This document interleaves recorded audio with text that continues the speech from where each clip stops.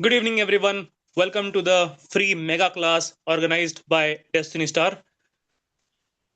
जिज्ञासु जी से रिक्वेस्ट कि अलग अलग टॉपिक्स पे प्लैनेट्स, साइंस एंड हाउसेस को ब्लेंड करना सभी को सिखाए। Thank you over thank to you Aniruddh. जिज्ञासु जी। अनिरुद्ध, आज क्लास स्टार्ट करने से पहले हम भी अपने जीवन में तुम ही लोगों के बीच में रह के कुछ सीखने की कोशिश करते हैं, प्रयास करते हैं। तो पहले 2-3 मिनट हम अपनी व्यक्तिगत अंडरस्टैंडिंग के लिए लेंगे, कुछ सीखने के लिए। फिर उसके बाद क्लास स्टार्ट करेंगे। तो पहला सवाल हम करेंगे आज प्रशांत मुंबई से। तो प्रशांत मुंबई को अनम्यूट करो। क्लास स्टार्ट करेंगे 2 मिनट के बाद। पहले जरा कुछ चर्चा करेंगे रेखा से। और प्रशांत जी हमारे न्यूमरोलॉजी के स्टूडेंट है। हाँ, प्रशांत जी हमारे न्यूमरोलॉजी के स्टूडेंट है। कोई यस बात नहीं। यस। तो प्रशांत जी, हमारे मन में आपको देख के एक जिज्ञासा उत्पन्न हुई, तो पहले वो जिज्ञासा हम शांत कर ले, वरना पूरे क्लास में जो है हमें चैन मिलेगा नहीं पढ़ाते तो है। तो हमारी जिज्ञासा ये है कि आपका शनि जो है 1, 5 या 9 भाव में है। पहला मेरा क्वेश्चन। दूसरा क्वेश्चन मेरा ये है कि क्या आपकी लग्न 3, 7, 11 में से कोई है? सर, शनि अष्टम में है। अष्टम में? ओके, और देख रहा है, और ठीक। लग्न धनु लग्न है। अच्छा ठीक है। तो हमने जो दो चीज़ें आपके बारे में हम विचार कर रहे थे, वो दोनों चीज़ें ही डायरेक्टली इन्वॉल्वड नहीं है। कोई बात नहीं। रेखा जी से मेरा अगला प्रश्न है। रेखा जी को अनम्यूट कर दो, अनम्यूट, फिर हम क्लास स्टार्ट करेंगे इसके बाद। रेखा जी फ्रॉम, एक मिनट, रेखा जी कहाँ चले गए? रेखा तिवारी जी। हाँ, एक सेकंड ना, मेरा थोड़ा हैंग हो रहा है, एक सेकंड बस।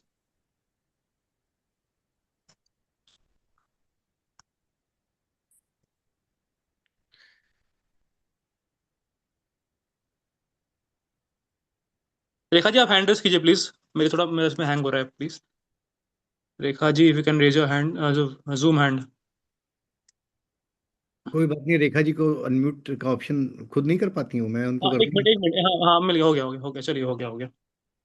हाँ, तो रेखा जी, हम सिर्फ आपसे इतना जानना चाहते हैं, क्या आपकी कुंडली में मंगल या मरकरी का क्लोज कंजंक्शन है, या सन और मरकरी का? बिल्कुल है सर, दोनों है। दोनों है? अच्छा, ओके, ठीक है। जब मैं प्रशांत जी सन के बारे में, प्रशांत सन जी। हाँ, sun and Mercury is together. Okay, और जो मंगल है वो जुपिटर की, ये सॉरी, बुध की ही राशि में है, मिथुन में। ठीक है। तो प्रशांत दूसरे जी, हाँ ठीक है, ओके, वो मैंने एक मतलब ऐसे ही इंट्यूशन सा होता है, तो मैंने पूछा। अच्छा कंफर्म। प्रशांत जी, तो मैंने आपको 1, 5, 9 बोला था ना, 1, 5, 9, कि क्या? तो ये जो है आपका धनु लग्न में क्या सैटर्न भी है वहां पे, या राहु है? सैटर्न तो एट्थ में बताया आपने, सैटर्न तो 8th में बताया। और कौन सा प्लेनेट है लग्न में? कोई बात नहीं। चलिए हम आपको बताते हैं। देखिए ऐसा है हाँ कि ठीक सर। है। हाँ हाँ, सर, अभी बोलिए, आवाज अभी अनम्यूट हुआ, बोलिए। लग्न में कोई प्लेनेट है आपके? लग्न में कोई प्लेनेट नहीं है। लग्न में कोई प्लेनेट, ठीक है। तो 1, 5, 9 हाउसेस हम पकड़ रहे थे कि लग्न में। वैसे तो 3, 7, 11 का भी कॉम्बिनेशन होना चाहिए, लेकिन 1, 5, 9 जो मैंने सबसे पहले पूछा था ना, 1, 5, 9 के कॉम्बिनेशन, 1, 5, 9 प्रभावी है। एनीवे ठीक है, इट्स ओके। हमें जो समझना, जो हमें हमें जो गैदरिंग करनी थी, या जो हमें अपनी स्टडी करनी थी, हमने आप दोनों के जाट से कर ली। 5 में बुध और फिर केतु है। नो बुध गुरु प्रॉब्लम, केतु। फिर उस पर किसी दिन आगे चर्चा करेंगे। ठीक है, थैंक चलिए यू अब सर, हम लोग थैंक अपनी क्लास को स्टार्ट करते हैं। यू, तो थैंक सभी का एक बार स्वागत और अभिनंदन है। और आज का टॉपिक बहुत ही बेसिक और बहुत ही मजेदार और बहुत ही कुछ सीखने। अगर आप हृदय से इसमें जुड़ेंगे तो 100% विश्वास मानिए, कुछ ना कुछ यहाँ से सीख के जाएंगे। ठीक है। सिंपल रखेंगे चीज़ों को, जिससे कि हर आदमी को, जो पुराने लोग हैं उनका रिवीजन हो जाएगा, नए लोगों को फंडामेंटल क्लियर हो जाएगा। ठीक है। ज्योतिष क्या है? ज्योतिष जो है, आपको सभी को पता है कि ये सभी ग्रह राशि भाव की अपनी एक व्यक्तिगत ऊर्जा होती है, रिश्ते होते हैं, कारक होते हैं, किसी न किसी चीज़ के वो सिग्निफिकेटर होते हैं। अब जैसे आपको सबको पता है कि जैसे आपका एक दोस्त जो है, मान लीजिए मोहन है, और एक दोस्त आपका मान लो विनीत है।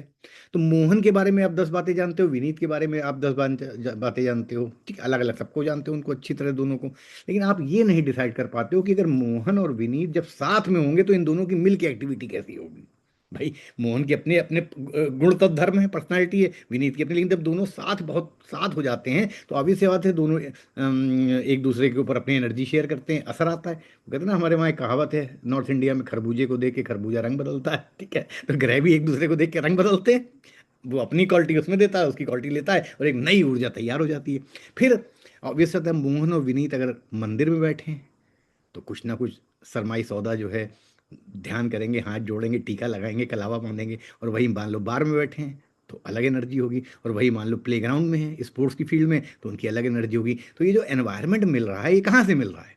यानी मोहन और विनीत तो वही हैं, उनकी एनर्जी भी वही है, क्वालिटीज भी बहुत सारी वही हैं, लेकिन कभी वो मंदिर में है तो मान लो धनु राशि में है, कभी वो प्लेग्राउंड में है तो मान लो मिथुन राशि में है, कभी जो है मान लो वो किसी बिजनेस मीटिंग में है तो तुला राशि में है, कभी मान लो वो बैटल फील्ड में तो वो मकर राशि में है।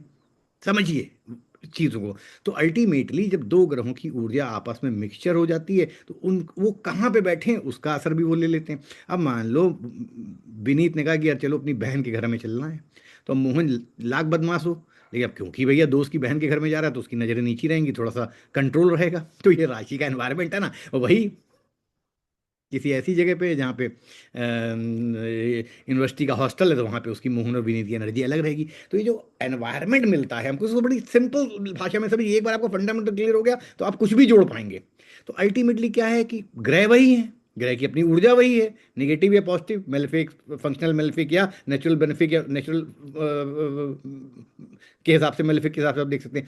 लेकिन वो कहाँ से गुजर रहे हैं? देखिए, लाख आदमी बदमाश हो, बहुत बड़ी पोस्ट में हो, लेकिन मान लो वो भैया अपनी सिस्टर के ससुराल में जाएगा तो कुछ ना कुछ तो कंट्रोल रहेगा ना, नजरें तो झुका के ही रखेगा। तो ये एनवायरनमेंट का असर है, किस तरह के एनवायरनमेंट राशि दे रहा है, और फिर हाउस के अपने अपने अपने सिग्निफिकेंट है ही हैं। तो अब अल्टीमेटली फिर बचा क्या? अगर आपने इन सबको अलग अलग, आपने खूब, मैंने 3 साल आपको पढ़ाया, आपने खूब मन से पढ़ा, आप अभी हम आपसे 10 हाउस के बारे में पूछें आप 10 बातें बता दोगे, पंचम हाउस के बारे में पूछे 10 बातें बता दोगे, बुद्ध के बारे में पूछे। अब लेकिन खेल यहाँ पे ये है कि हमको ये देखना है कि मान लो दो ग्रह साथ बैठे हैं, दो ग्रहों की उस पर दृष्टि है, और एक राशि और एक हाउस है, तो ये 5 हमें रॉ मटेरियल अलग अलग मिल गए। जैसे विनीत तो मोहन दो ग्रह हैं तो वो एक जगह पे बैठे हुए हैं, राशि का एनवायरनमेंट ले रहे हैं, हाउस का एनवायरनमेंट ले रहे हैं, और जो दृष्टि पड़ रही है उसका भी कहीं ना कहीं इन्फ्लुएंस है, क्योंकि दृष्टियों का अपना इन्फ्लुएंस। तो अब हम लोग फंस कहाँ जाते हैं? जब ये 5 चीजें आ जाती हैं तो इन 5 चीजों के कारतत्व को वर्ड बाई वर्ड जोड़ के एक प्रॉपर प्रिडिक्टिव सेंटेंस नहीं बना पाते हैं।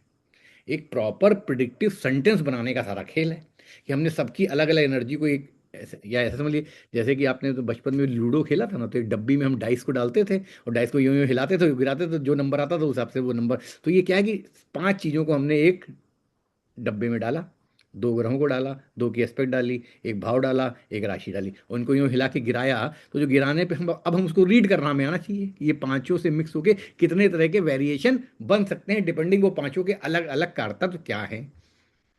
पर इस चीज को जिस दिन आप जितनी आसानी से समझ लेते हैं और सीख लेते हैं, ज्योतिष में आप अपनी कुंडली में स्वयं के योग बना सकते हैं कि भाई मेरे इस हाउस में ये 4-5 चीजें जो हैं मिक्स हो रही हैं, तो ये पांचों के अलग अलग कारतत्व तो हैं, लेकिन अगर इनसे मिला के एक सेंटेंस बनाया जाए, एक प्रिडिक्शन बनाया जाए, वो प्रैक्टिस अगर आप कर लेते हो तो फिर आप अपनी लाइफ में, और फिर यही चीज़ आप ट्रांजिट और दशा में एक्टिवेट, भाई ट्रांजिट में भी आप बना सकते हो, और दशा एक्टिवेट होगी तो वो, जैसे मान लो रॉ मटेरियल तो पड़ा है लेकिन रॉ मटेरियल काम नहीं आ रहा है, लेकिन जैसे दशा सिस्टम में वो एक्टिवेट हो जाएगा, वो प्रिडिक्शन आपका लाइफ में लगेगा, होगा, यथासंभव टेक प्लेस करेगा। बस तो आज हम इस टॉपिक को समझाने के लिए लाइव आप लोगों के ही चार्ट में से आपको सिखाने का प्रयास भी करेंगे जितना हमें आता है, और इसको समझने का प्रयास करेंगे। और मैं उससे पहले मैं ये आशा करता हूँ कि ग्रहों के कारतत्व तो कहीं ना कहीं आपको आते भी होंगे, नहीं भी आते तो चिंता मत करिए, हम आपको 4-4 5-5 कारतत्व फटाफट बताते जाएंगे, ठीक है? तो आशा करता हूं यहां तक की बात समझने में आपको कोई दिक्कत नहीं हुई होगी। अब देखिए, चलिए एक एग्जांपल पहले आपको समझा देते हैं, फिर आप ही में से किसी न किसी का चार्ट ले लिया जाएगा। जैसे हम, अब आप कागज पेन अपना रेडी रखिएगा क्योंकि उसकी हमें बहुत ज़रूरत पड़ेगी, क्योंकि हर चीज़ हम बोर्ड पे कराएंगे तो हमारा कंसंट्रेशन ब्रेक होता है, ठीक है, पढ़ाते हैं। अब जैसे मान लीजिए आपके चार्ट में मार्स और जुपिटर जो है कंजंक्ट है, तो हम आपको मार्स के सिर्फ तीन कीवर्ड बताएंगे और जुपिटर के 3 कीवर्ड्स बताएंगे, और आपको जो है इसी से प्रिडिक्शन निकालने हैं, वर्ड बाई वर्ड जोड़ के सेंटेंस। तो मार्स के 3 कीवर्ड लिख लिए, एनर्जी, करेज और सिबलिंग। मार्स प्लैनेट के 3 मेजर कीवर्ड लिख लीजिए, और ऐसे हजारों हैं लेकिन 3 से सीखना शुरू करेंगे हम लोग, एनर्जी, करेज एंड सिबलिंग। और जुपिटर के लिख लीजिए विजडम, धर्मा और टीचर। विजडम, धर्मा और टीचर, ये जुपिटर के 3 कारक हैं। अब जैसे मान लीजिए मंगल और जुपिटर आपके चार्ट में कंजंक्ट है, तो अब आप क्या बताएंगे? तो पहला मार्स जो है सिबलिंग है, तो sibling can B full of wisdom, अगर मार्स और जुपिटर अच्छी डिग्निटी में है। ठीक है, यानी कि सिबलिंग जो है, वो आपका सिबलिंग, यंगर सिबलिंग जो है, उसके अंदर विजडम होगी, वो धर्म पे चलेगा अगर वो अच्छे धर्म के हाउसेस से या धर्म की राशियों से संबंध बना रहा है। Your sibling can be teacher, vice versa, आप अपने सिबलिंग के लिए एक गुरु का रोल निभाएंगे, उसको गाइड करेंगे। ये आपकी एनर्जी में ब्रह्मा ने लिख दिया the day you are born, क्योंकि मार्स और जुपिटर जैसे ही उसने आपका साथ में दिया, ये सिंपली बताता है कि आपको अपने भाई को एक गुरु, एक टीचर, एक पैटर्न, एक संरक्षक, एक सीनियर पर्सन की तरह गाइड करने की आपके चार्ट में एनर्जी दे दी। ठीक है, राइट। अब जैसे मान लीजिए करेज है, मार्स करेज है और जुपिटर धर्मा है, तो यानी कि आपको इस जन्म में ऊपर वाला ये दोनों कॉम्बिनेशन देके क्या टेस्ट करना चाहता है कि इस पे एक बहुत सुंदर चौपाई रामचरितमानस की याद आ जाती है, धीरज धर्म मित्र और नारी आपतकाल परखियो चारी। यानी धीरज, धर्म, मित्र और नारी, इन चारों की परीक्षा विपत्ति काल में होती है। तो अब जैसे मार्स करेज है और जुपिटर धर्म है, तो धर्म अगर इसमें मान लो कोई चैलेंजिंग एस्पेक्ट है शनि का, राहु का, तो आपके धर्म की टेस्टिंग होगी इस जीवन में बार बार। क्या प्रोडिक्शन में दिक्कत है बताओ? क्योंकि भैया करेज है, यानी कि जब धर्मा की बात आएगी तो फिर तुम करेज से मुंह नहीं मोड़ सकते हो, तुम्हारे करेज को धर्मा टेस्ट करेगा बार बार बार बार। द्वि स्वभाव राशि में होगा, अब जिस हाउस में होगा, जिस राशि का एनवायरमेंट मिलेगा, उस हाउस के डोमेन में चेक करेगा। जैसे मान लो पंचम में पड़ गया, बच्चों के लिए, बच्चों के धर्म, बच्चों से रिलेटेड धर्म का पालन करने के लिए तुम्हें करेज की जरूरत पड़ेगी और बार बार पड़ेगी। लव लाइफ में करेज की बार बार जरूरत पड़ेगी धर्म पे चलने के लिए। एजुकेशन में कई बार तुम्हारे पास मौका आएगा, यार बगल वाले का देख लें तो 2 नंबर हमारे बढ़ जाएंगे और हम टॉप कर जाएंगे, लेकिन यहीं पे तुम्हारी टेस्टिंग होगी कि क्या तुम बगल वाले में झांक के नकल कर लोगे 5वीं विद्या में। बस इतनी सी चीज को जिस दिन तुमने जोड़ना सीख लिया, हमने सिर्फ एक एग्जाम्पल आपको समझाया, और अभी ये तो सिर्फ 2 की ब्लेंडिंग हमने करी, इसी में अभी एस्पेक्ट को भी ब्लेंड कर देंगे, इसी में अभी हाउस को भी ब्लेंड कर देंगे, इसी में अभी जोडिक साइन को भी ब्लेंड कर देंगे। जैसे भी हमने जोडिक साइन हाउस ब्लेंड किया ना पंचम के, पंचम में मान लो सिर्फ 2, पंचम में मान लो मार्स और जुपिटर हैं, तो तुम्हारा जो है, और हमने कीवर्ड क्या उठा लिया, करेज और धर्मा। यानी कि अब धर्मा की टेस्ट, अब जैसे मान लो बात आ गई मिस एबॉर्शन कराने की, तो यही तुम्हारा धर्मा टेस्ट होगा, करेज और धर्मा।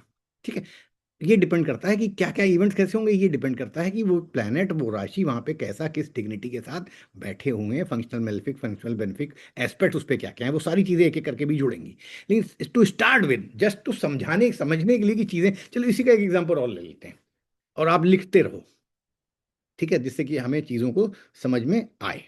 ठीक है, तो यहाँ पे मार्स, अब जैसे मार्स और जुपिटर की हमने आपको एक डोमेन बताते हैं। Mars is all about vastu, Mars is all about bhoomi, land. Jupiter क्या है, नीति है, नॉलेज है, तत्वज्ञानी है। तो अगर मार्स और जुपिटर साथ में है और अच्छे 8th house, 9th house, 2nd house जो कि ज्योतिष, या 10th हाउस, तो person can be, person will have a very good knowledge of real estate, vastu. अब मार्स और जुपिटर क्या है, अगर ये मार्स और जुपिटर खराब डिग्निटी में हो, तो जुपिटर आदमी, अच्छा नाड़ी में देख लो, नाड़ी में जुपिटर सेल्फ है, नाड़ी में जुपिटर सेल्फ होता है। अभी सारी चीजें इसमें लग जाएंगी, चाहे इसको तुम वैदिक से देख लो, चाहे नाड़ी से देख लो, चाहे जेमिनी से देख लो। तो अब मार्स जो, जुपिटर जब सेल्फ है, और मार्स जो है क्या है, चोट चपेट है, ब्लड की प्रॉब्लम है। अब अगर मार्स, अब यही मान लो जो है किसी खराब हाउस में बन गया, सिंपल फंडामेंटल है, तो आपको कट मार्क, चोट मार्क, हेड इंजरी, जैसे फर्स्ट हाउस में बन जाए तो हेड इंजरी के चांस बढ़ जाएंगे। तो हर कॉम्बिनेशन के नेगेटिव और पॉजिटिव पहलू होते हैं, ये अच्छे से समझने की जरूरत है। हम एक कॉम्बिनेशन से कितनी बातें, देखो सारी नहीं लगेंगी किसी के चार्ट में, लेकिन बीइंग एन एस्ट्रोलॉजर तुमको मैक्सिमम वेरिएशन थिंक करने की कैपेसिटी देता है ऊपर वाला और ज्योतिष शास्त्र। तुम 10-100 बातें सोचो, विचार करो कि ये भी हो सकता है, ये भी हो सकता है, सब लगेंगी नहीं, ये कंफर्म है, लेकिन यही तो प्रैक्टिस है। अगर तुम लिमिटेड कर लोगे अपने आप को, हम यही 3 बातें ही बस बताएंगे इस कॉम्बिनेशन से, तो फिर एस्ट्रोलॉजी में तो धीरे धीरे लिमिट होते जाओगे तुम अपना होराइजन एक्सपेंड करके रखो। हम इस कॉम्बिनेशन से 100 बातें बता सकते हैं, लगे भले इसके में 3-4, और वो 3-4 के लेंगे, उस समय के साथ साथ धीरे धीरे तुम्हें समझ में आएगा। लेकिन तुम्हारे माइंड में 100 बातें आनी चाहिए उस कॉम्बिनेशन को देखिए, ये भी हो सकता है, ये भी हो सकता है, ये भी हो सकता है, ऐसे भी। और वो कैसे होगा, जब तुम इनको ब्लेंड करना सीखोगे। चलो एक एग्जांपल और ले लेते हैं। ठीक है। अब जैसे मान लीजिए एक ले लेते हैं सैटर्न, सैटर्न के साथ ले लेते हैं राहु। तो सैटर्न के तीन सिर्फ लिख लो, Saturn is discipline, Saturn is karma, Saturn is delay, और Rahu is obsession, Rahu is foreign, Rahu is innovation. अब जब सैटर्न और राहु साथ में हो गए तो अब हम देखो इसको ब्लेंड करेंगे। जैसे कि कर्मा और फॉरेन, तो अगर सैटर्न और राहु साथ में कहीं पर भी हों फिर इससे कोई लेना देना नहीं है, लेकिन एक नेचुरल ऊर्जा तुम्हारे हाथ में है कि कर्मा करने के लिए राहु है, तो राहु का एक डोमेन फॉरेन भी है, तो your karma can be related to something related to. अब यहाँ पे फॉरेन का मतलब फॉरेन लैंड नहीं है, फॉरेन कल्चर। अब जैसे मरकरी भी इसको देख ले, तो your karma will be related to foreign languages, foreign paper work, foreign communication. अब कॉल सेंटर में आप अंग्रेज बन के बात कर रहे हो, हाँ आई एम टॉकिंग टू, हाँ वो सारी चीजें को समझो। अब जैसे देखा, भले वो सैटर्न और राहु एक जगह बैठे थे, लेकिन मरकरी की दृष्टि थी, तो मरकरी की दृष्टि, मरकरी अपना असर इस कॉम्बिनेशन में दे रहा है। तो मरकरी के बहुत सारे डोमेन है, मरकरी बुआ भी है, मरकरी भतीजी भी है, मरकरी जो है ग्रीनरी भी है, मरकरी जो है फॉरेन लैंग्वेज भी है, आपकी स्पीकिंग कैपेसिटी भी है। तो उनमें से कोई एक उठा के चेक पहले सीखने, क्योंकि हम लोग अभी सीखने के लेवल पे हैं, और बहुत ही मजेदार चीजें हैं ये सब। इससे क्या होगा, तुम्हारा मन लगा रहेगा हर समय कि चलो कुछ नया नया देखें, आज देखें क्या नए 5 कॉम्बिनेशन बना पाते हैं, चलो फिर खाली टाइम बैठे चलो देखें 5 कॉम्बिनेशन, मरकरी को हटा दिया अब वीनस ले आए। तो जब वीनस ले आए तो वीनस क्या है, लव आर्ट और वेल्थ। तो अब तुम्हें सैटर्न और राहु को कौन देख रहा है, लव देख रहा है, आर्ट देख रहा है और वेल्थ देख रहा है, क्योंकि वीनस देख रहा है। देखो अब बस अब लव आर्ट और वेल्थ इस कॉम्बिनेशन में लगाओ। तो हमने अभी आपको बताया सैटर्न जो है कर्मा है और राहु फॉरेन है, ठीक है। तो यानी karma is related to foreign. अब जैसे राहु इनोवेशन है और सैटर्न कर्मा है, तो your karma is related to innovation, यानी कुछ तुम नया, an idea can change your life, startup. तो जिसका सैटर्न राहु हो उसको स्टार्टअप करना चाहिए, क्योंकि राहु आउट स्पोकन भी है, समाज की मान्यताओं से अलग हट के काम भी करता है, ट्रेडिशनल 9 से 5 की नौकरी नहीं करेगा, कुछ अलग करने का प्रयास करता है। तो आपको ये चीज समझनी। अब जैसे क्या है, सैटर्न डिले है। अब जैसे सैटर्न की कहीं भी दृष्टि पड़ जाएगी तो वहां पे एक कीवर्ड मेरा हमेशा ध्यान रखना, तुम्हें बहुत सारी चीजें ज्योतिष में प्रिडिक्ट करना आसान हो जाएंगी। सैटर्न की अगर जहां भी दृष्टि होगी, सैटर्न जहां भी बैठा होगा, तो it will deny at first, denial at first, love life denial at first, marriage denial at first, till the time कि 7th हाउस में तुला राशि, मकर राशि, कुंभ राशि ना पड़ रही हो, सैटर्न की अपनी राशियां हो, तब तो डिनायल फर्स्ट नहीं होगा। अगर सैटर्न वहां का मालिक है, लॉर्ड है, तब शुरुआत में डिनायल में भी ना हो, लेकिन अदरवाइज डिनायल होगा, ठीक है, डिनायल होगा। तो सैटर्न की दृष्टि, अब जैसे मान लीजिए किसी भी चीज, किसी भी कॉम्बिनेशन में, जैसे हमने आपको यहाँ बताया कि सैटर्न और राहु, ठीक है, तो अल्टीमेटली डिले, सैटर्न को भी डिले करता है, तो डिले का मतलब कि शुरू में, लेकिन डिनाई नहीं, एंड में डिनाई नहीं करता है, शुरू में डिनाइल करता है, स्टार्टिंग में डिनाइल। तो आपको फंडामेंटल हम इसी मॉडस ऑपरेंडी, ये जो था ये मॉडस ऑपरेंडी सिखाने का प्रयास किया हमने आपको, कि कैसे हम इस कोर्स में आने वाले दिनों में भी इसमें कैसे आगे बढ़ेंगे। और इसका सबसे अच्छा सीखने का तरीका ये है कि अब हम आप अभी आप सब जो मैरिज से रिलेटेड, आप अगर अपने अपने परिवार, अपने दोस्त, अपने क्लाइंट्स का किसी का भी चार्ट आपको ठीक ठाक याद हो, लगभग प्लेसमेंट याद हो सारी, तो वो लोग हाथ उठाएं। तो अभी हम अब मैरिज से ही उस उन्हीं के चार्ट से शुरुआत करेंगे, किसी एक का चार्ट लेंगे और देखेंगे कैसे ब्लेंडिंग करके हम बिना, सिंपल तरीके से कि उसके लाइफ में क्या क्या। और यहाँ पे प्रिडिक्शन नहीं हम करना सिखा रहे हैं आपको, हम उस कॉम्बिनेशन में जो भी आप चार्ट अभी दोगे उसमें कैसे अप्रोच करनी है, कैसे चीज़ें ढूंढनी है, और मैक्सिमम चीज़ें, ये नहीं कि सिर्फ 2-3 प्रिडिक्शन, कितनी चीज़ें वेरिएशन हो सकती हैं, इस पर हम काम करने जा रहे हैं। तो अब हमारी आपसे रिक्वेस्ट है, पहला टॉपिक हमारा मैरिज है। तो मैरिज में अगर अनिरुद्ध पसंद कर लेगा किसी भी एक को, जिसको भी पसंद करना चाहे कर ले, और उसका चार्ट जो है वो आप हमें बताएं, अभी हम बोर्ड पे बनाते हैं और फिर आपको समझाते हैं कि कैसे मैरिज को आपको हाउस, प्लैनेट और जोडियक को ब्लेंड करके योग, अपने योग चार्ट में फॉर्म करने हैं, और उसकी चीजों को भी देखना है। तो अनिरुद्ध आप किसी को भी एक का, जिसको मर्जी हो चार्ट ले लो। यस, मैरिज का टॉपिक है तो किसी ना किसी तो पसंद करना ही पड़ेगा। हाँ देख। ओके, चलिए। अरविंद कुमार सिन्हा। चलिए अरविंद भाई को ले लीजिए। तो अरविंद भाई अब हम आपके चार्ट से श्री गणेश करेंगे, हाँ। जी जी, बिल्कुल बिल्कुल, ये हमारा सौभाग्य है। हाँ। और हम तो आपका क्लास का हमेशा इंतजार करते रहते हैं कि कब सर आएंगे अरे सर, कब हम लोग इसमें जुड़ेंगे, और अभी तो मैंने। अरुण भाई, अब हमें आप सिंपली लग्न बताइए क्या है। जी, कर्क लगन का रखा जाए सर, 4। और एक में बस 3। 1 मिनट सर, 1 मिनट 1 मिनट अभी, बस 1 मिनट बना लूं। ठीक है। अभी अरविंद भाई ने हमको एक कर्क लग्न का चार्ट दिया है। तो जी और ऑब्वियस था, क्योंकि हमने मैरिज का टॉपिक उठाया है, तो मैरिज के लिए सबसे पहले हम देखेंगे इस पोर्शन को। ठीक है। अगर नहीं हो रही है तो अब इसके साथ और हाउसेस को जोड़ेंगे। होने के बाद प्रॉब्लम आ रही है तो इसकी लॉन्जिविटी हाउस को पकड़ेंगे, वो अभी इनके क्वेश्चन से सामने आ जाएगा। फिलहाल प्लानिटरी प्लेसमेंट हम यहाँ बैठा रहो, आप लोग भी ये मत सोचिए कि आपका चार्ट नहीं लेगा। इसी चार्ट से अगर आप सब कुछ सही से सीखेंगे तो जिनके जिनके चार्ट जिन्होंने हैंड रेस किए वो भी देखना सीख जाएंगे। तो अरविंद भाई, यहाँ पे कोई प्लानट है? जी नहीं, प्लांट वहां नहीं है। कोई बात नहीं। शनि 8 में है सर, अच्छा। पंचम हाउस में शनि है। इस अच्छा, सर, इसमें गुरु है, 11 में गुरु है। मैं कर रहा हूँ यहाँ पे सनी, आपने बता दिया। शनि जी। यहाँ पे और जुपिटर। 11 में गुरु है, और 9 में मंगल है। नहीं नहीं, 9 में 9 मतलब एक तो 9 ये होता है, एक 9 ही होता है, तो या तो अब हाउस बोलिए, राशि बोलिए। सिक्स हाउस में मंगल है। ठीक है। और 9th हाउस में सूर्य, बुध और शुक्र है।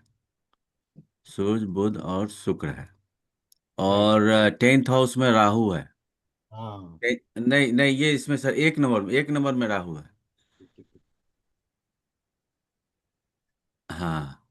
यहाँ पे। जी नहीं, जी नहीं, ये 12 के बाद एक में जो है मेष राशि में राहु है। ए, और साथ में केतु हो गया। और इधर चंद्र हो गया, वृषभ में चंद्र हो। यहाँ हूँ। जी जी, यही है। और चलिए। समस्या है कि पहले डाइवोर्स हो चुका है 22 में। हम्म, और दूसरा का लिए भी ब्रेकअप हो गया, मतलब बात चली थी लेकिन कुड नॉट मैटराइज, वहीं पर ठीक। पड़ा। अभी हम लोग सिंपल सी बात समझते हैं कि क्या नेचुरल योगा है, क्या नेचुरल योगा कुछ बन रहे हैं ऐसे कि जिसकी वजह से डाइवोर्स की प्रॉब्लम। अब देखिए, बहुत सिंपल तरीके से आपको समझाते हैं, आपको समझ में आ जाएगा 1 मिनट में। ठीक है।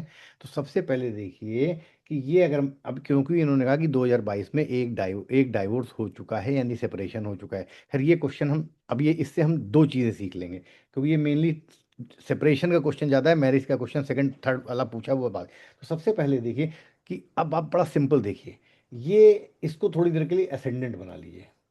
मतलब एक बच्चा पैदा हुआ जिसका नाम है शादी, एक बच्चे ने जन्म लिया जिसका नाम है शादी, और उसकी असेंडेंट है मकर। ठीक है। अब ये भूल जाइए कर थोड़ी देर के लिए। ठीक है, अभी फिलहाल इसको पकड़ लीजिए। अब शादी नाम का बच्चा पैदा हुआ, तो शादी नाम के बच्चे की उम्र कितनी होगी, लॉन्जिविटी कितने दिन चलेगी, 30 साल, 40 साल, 20 साल, 3 साल, 25 साल। ठीक। सिंपल, और कुछ नहीं करना है। तो यहाँ पे ये देखिए कि लॉन्जिविटी देखने के लिए इससे अष्टम हाउस देखना है। ठीक है। तो अष्टम हाउस जब देखना है शादी का, तो ये असेंडेंट हो गया, तो शादी का अष्टम लॉन्जिविटी का हाउस ये हो गया। और लॉन्जिविटी का प्लेनेट कौन हो गया, सन हो गया। ठीक है। अब शादी की शत्रु कहाँ देखोगे, यहां से देखोगे, शादी के शत्रु, शादी के शत्रु, ये इसके लॉर्ड हो गए मरकरी महाराज, ये भी यहाँ पे बैठे हुए हैं। ठीक है।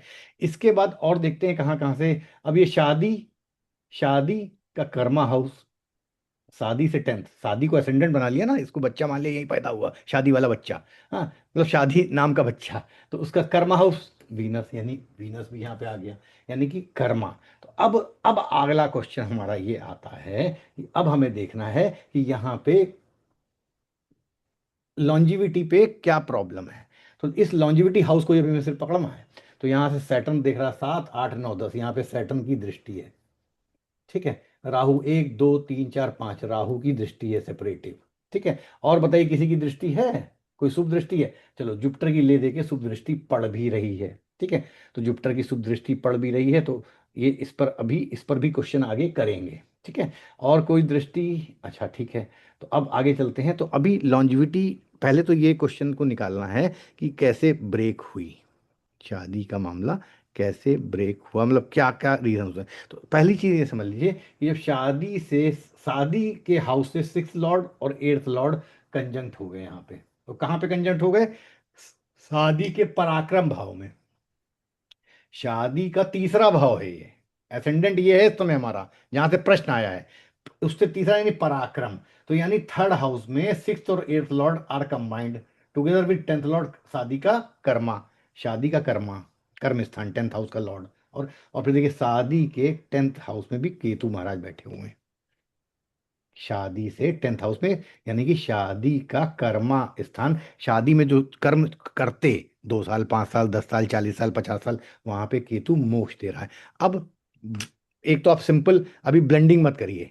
तो केतु को जैसे केतु के अगर आप केतु के 3 डोमेन समझ लीजिए कि अगर देखिए अब सिंपल तरीका से आपको समझा रहे हैं। केतु का मतलब होता है मोक्ष, डिटैचमेंट, लॉस। शादी के कर्म स्थान पे कौन बैठा है? मोक्ष, डिटैचमेंट, लॉस। सिंपल, ठीक है। शादी की लॉन्जिविटी पे, शादी की लॉन्जिविटी के हाउस पे सैटर्न और राहु का एस्पेक्ट है, यानी सैटर्न का एस्पेक्ट देता है डिसिप्लिन, कर्मा और डिले, और सैटर्न भी एंड है। और राहु क्या है? ऑब्सेशन है, ऑब्सेसिव है, फॉरेन है, इनोवेटिव है। ये एक और, अब राहु और भी बहुत सारी चीजें हैं जो कि अब, लेकिन हमें जो कारक लगाने हैं राहु के, वो मैरिज की लॉन्जिविटी के इशू में लगाने हैं। तो जब लॉन्जिविटी का मामला है तो यानी लॉन्जिविटी में राहु और सैटर्न का इम्पैक्ट है। तो देयर राहु क्या है? सच्चाई देखने नहीं देता है। राहु क्या है? कोहरा है, अंधेरा है, चुगली भी हो सकती है, यानी कि हम असलियत को भाप ना पाए, या हमारे साथ छल हो, धोखा हो। तो मैं भी पूछना चाहिए इनसे कि पहली शादी में क्या उन्होंने कोई चीज़ छुपाई, कोई चीज़ नहीं बताई, या कोई इस तरह की कोई चीज़ जिसकी वजह से पहली 2022 में शादी टूटी। अब आपको यहीं से बिल्डअप करनी है चीज़ों को कि सैटर्न राहु दृष्टि से लॉन्जिविटी पर असर डाल रहे हैं। अब वहां पे सिंह राशि है, सिंह राशि ईगो की राशि है, रॉयल्टी की राशि है। और सेकंड हाउस क्या है? परिवार, यानी परिवार में, यानी इस लड़की, ये तो लड़की हो गई, ये उसका पति हो गया, मतलब पति हो गया ये, तो ये सेकंड हाउस भी आप ऐसे समझ सकते हैं कि सिंह राशि जो है थोड़ा सा ना दबने वाली। अब सैटर्न और राहु का है, तो यहाँ पे हम ये नहीं कह रहे हैं कि गलती से लड़के की ही हो सकती है, हो सकता है कि इसके भी बोलने के तरीके में। अब जैसे सन क्या है? सन है सोल, फादर, अथॉरिटी। अब इसको फिर समझो, लॉन्जिविटी में अब हम ब्लेंड करेंगे यहाँ पे राशि और हाउस को। तो राशि को जब हम ब्लेंड करेंगे तो देखिए सिंह राशि के डोमेन पहले समझिए क्या है। जब तक आप सिंह राशि के डोमेन नहीं समझेंगे तो आप चीज़ों को पकड़ नहीं पाएंगे। तो सिंह राशि is all about proud and creativity. Proud, proud है सिंह। तो अब सिंह राशि में प्राउड, यानी कि मे भी हम इनके केस में लगे ना लगे नहीं, लेकिन हम आपको सिखाने का प्रयास करते हैं कि घर में अपने परिवार को लेके, अपने पिता को लेके, उनके पैसे को लेके, अपने रुतबे को लेके, अपने को लेके, वो हो सकता है थोड़ा सा प्राउड हो, दबने की कोशिश ना करती हो, ठीक है। या मतलब गलत बात, क्योंकि राजा है तो गलत बात तो नहीं सहेगा, सिंह राशि है वहाँ पे लॉन्जिविटी में। तो अगर कोई गलत बात पे समझौता या कंप्रोमाइज करने में दिक्कत होती हो सकती है। ये भी पूरे चार्ट से समझ में आएगा कि क्या क्या हो रहा है, क्या नहीं हो रहा है, ठीक है। तो लियो में आपने ये समझा। दूसरी चीज, अब चलते हैं सन, मरकरी और वीनस से ब्लेंडिंग करते हैं और इसको समझते हैं। कोई हमें एक कॉम्बिनेशन प्राप्त हो गया, सन, मरकरी और वीनस को आपने समझा। तो ब्रेकअप के लिए जैसे केतु रिस्पॉन्सिबल हो सकता है, सैटर्न राहु की दृष्टि रिस्पॉन्सिबल हो सकती है, और सैटर्न का अपने से 11वां जाना और अष्टम राशि का एनवायरनमेंट मिलना, यानी कि शादी का डिजायर्स का हाउस, शादी का, ठीक है। सैटर्न लग्नेश है। तो दूसरी, अब एक ही और समझ लो, सैटर्न जब यहाँ पे दृष्टि डाल रहा है, क्योंकि उसका अपना ही घर है, तो यहाँ पे मैंने आपको क्या बताया, अभी सबसे पहले सैटर्न के बारे में क्या बताया था? शुरुआत में जो है वो डिनाई करता है। तो यानी शुरुआत में जो पहली शादी, या मान लो दूसरी अभी नहीं हुई है, तो शुरू में शादी का सुख नहीं होने देगा पहली बार में, क्योंकि, लेकिन इसका मतलब क्योंकि अपना, उसकी अपनी राशि यहाँ पे पड़ रही है, तो ये मान चलो कि एक शुरुआती झटके के बाद या शुरुआती प्रॉब्लम के बाद ऐसा नहीं है कि हमेशा ही शादी फेल होने के चांसेस नहीं रहेंगे। लेकिन सैटर्न शुरुआत में डिनायल मोड में रहता है। शादी हो गई किसी और अच्छे प्लेनेट के रहमो करम से, लेकिन एटलीस्ट उसने टिकने नहीं दिया। तो हम अभी ये मान के चल रहे हैं क्योंकि सैटर्न शुरू में डिनायल करता है, लेकिन आखिरी में, एंड में वो डिनायल नहीं करेगा, ठीक है। तो अब शादी का प्रश्न तो मैंने आपको समझा दिया कि कैसे, अभी आगे की बात भी कर लेंगे। अब हमारा लेकिन जो मेन पर्पस है ब्लेंडिंग, तो अब हम ब्लेंडिंग करते हैं, करने की, ब्लेंडिंग को यहाँ पे सीखने का प्रयास करते हैं। तो सन, मरकरी और वीनस से समझने का प्रयास करेंगे कि इनकी ऊर्जा से क्या क्या इस चार्ट में हम क्रिएट कर सकते हैं। यहाँ पे क्योंकि अच्छा, इसका एक और तरीका भी है, बहुत बढ़िया तरीका।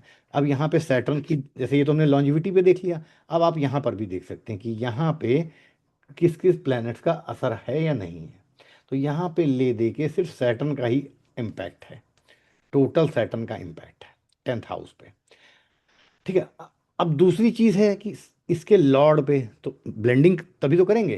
तो अब यहाँ पे तो हम सैटर्न की और मकर राशि की ब्लेंडिंग कर सकते हैं शादी के एनवायरनमेंट के लिए, पार्टनरशिप के एनवायरनमेंट के लिए। या दूसरी चीज हम क्या कर सकते हैं, इसके लॉर्ड पे किस किस की दृष्टि है, तो लॉर्ड पे चंद्रमा की दृष्टि है। ठीक है, लॉर्ड पे चंद्रमा की दृष्टि है और किसी चीज की दृष्टि है नहीं।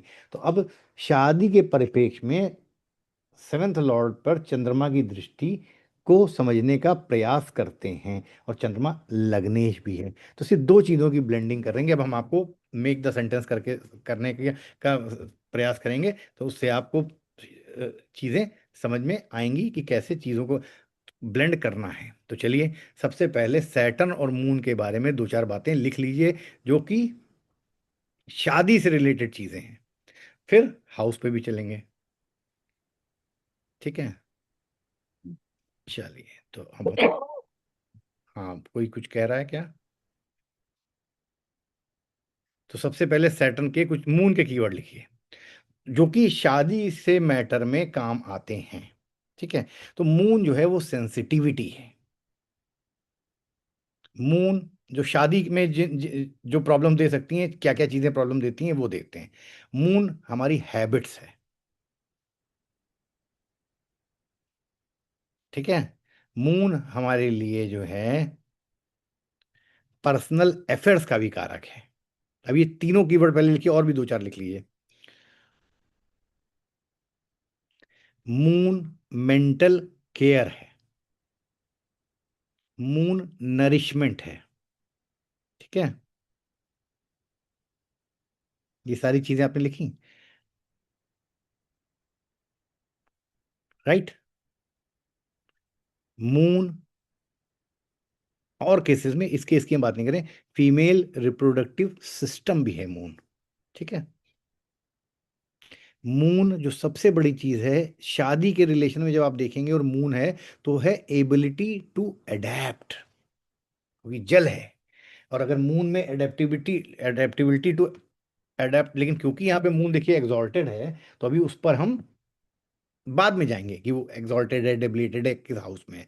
लेकिन ये सारे कीवर्ड्स आपको ब्लेंड करने हैं सैटर्न से, क्योंकि सैटर्न 7th लॉर्ड है। ठीक है, राइट। मून, चलो इतने इतने से स्टार्ट करते हैं। ठीक है, मून पेशेंस का भी कारक है, ये भी लिख लीजिए, राइट। मून जो है केयरिंग नेचर है। तो ये तो हो गया मून की कहानी। अब इसको सैटर्न से कीवर्ड से आप ब्लेंड करिए। तो सैटर्न के बहुत सारे डोमेन हैं, लेकिन शादी के मामले में सैटर्न क्या है? शादी के मामले में सैटर्न का कीवर्ड है सीरियसनेस, रिस्पॉन्सिबिलिटी।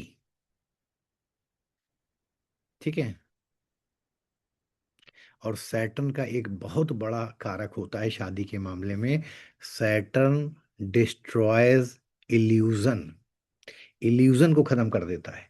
यानी कि इसने जो सोचा हो कि मेरी शादी में ये होगा, ऐसा होगा, मेरा छोटी फैमिली होगी, सास ससुर मुझे परेशान नहीं करेंगे, मेरा पति कमा, यानी कोई ना कोई उसका इल्यूजन डिस्ट्रॉय हो सकता है।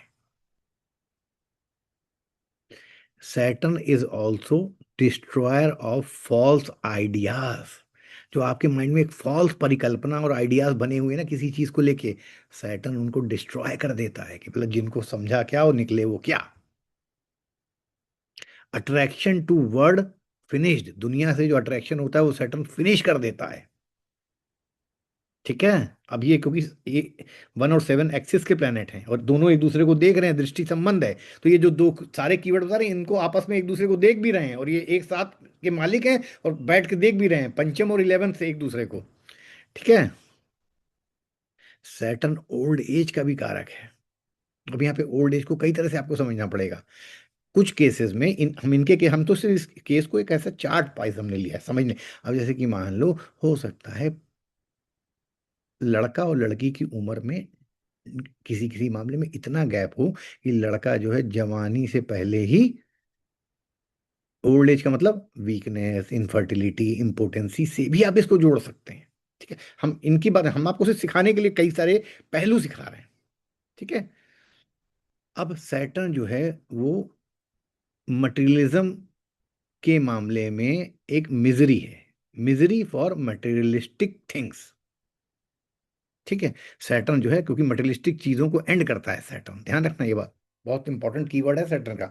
तो ये सारी चीजें अब इनमें से हमें ढूंढना पड़ेगा कि शादी में इसमें से क्या क्या हो सकता है। क्रूएल भी है सैटर्न, यानी कि मानसिक प्रताड़ना भी दे सकता है। ठीक है, इंजॉयमेंट को डिनाई करता है, सैटर्न और मून होने से इंजॉयमेंट आर डिनाइड।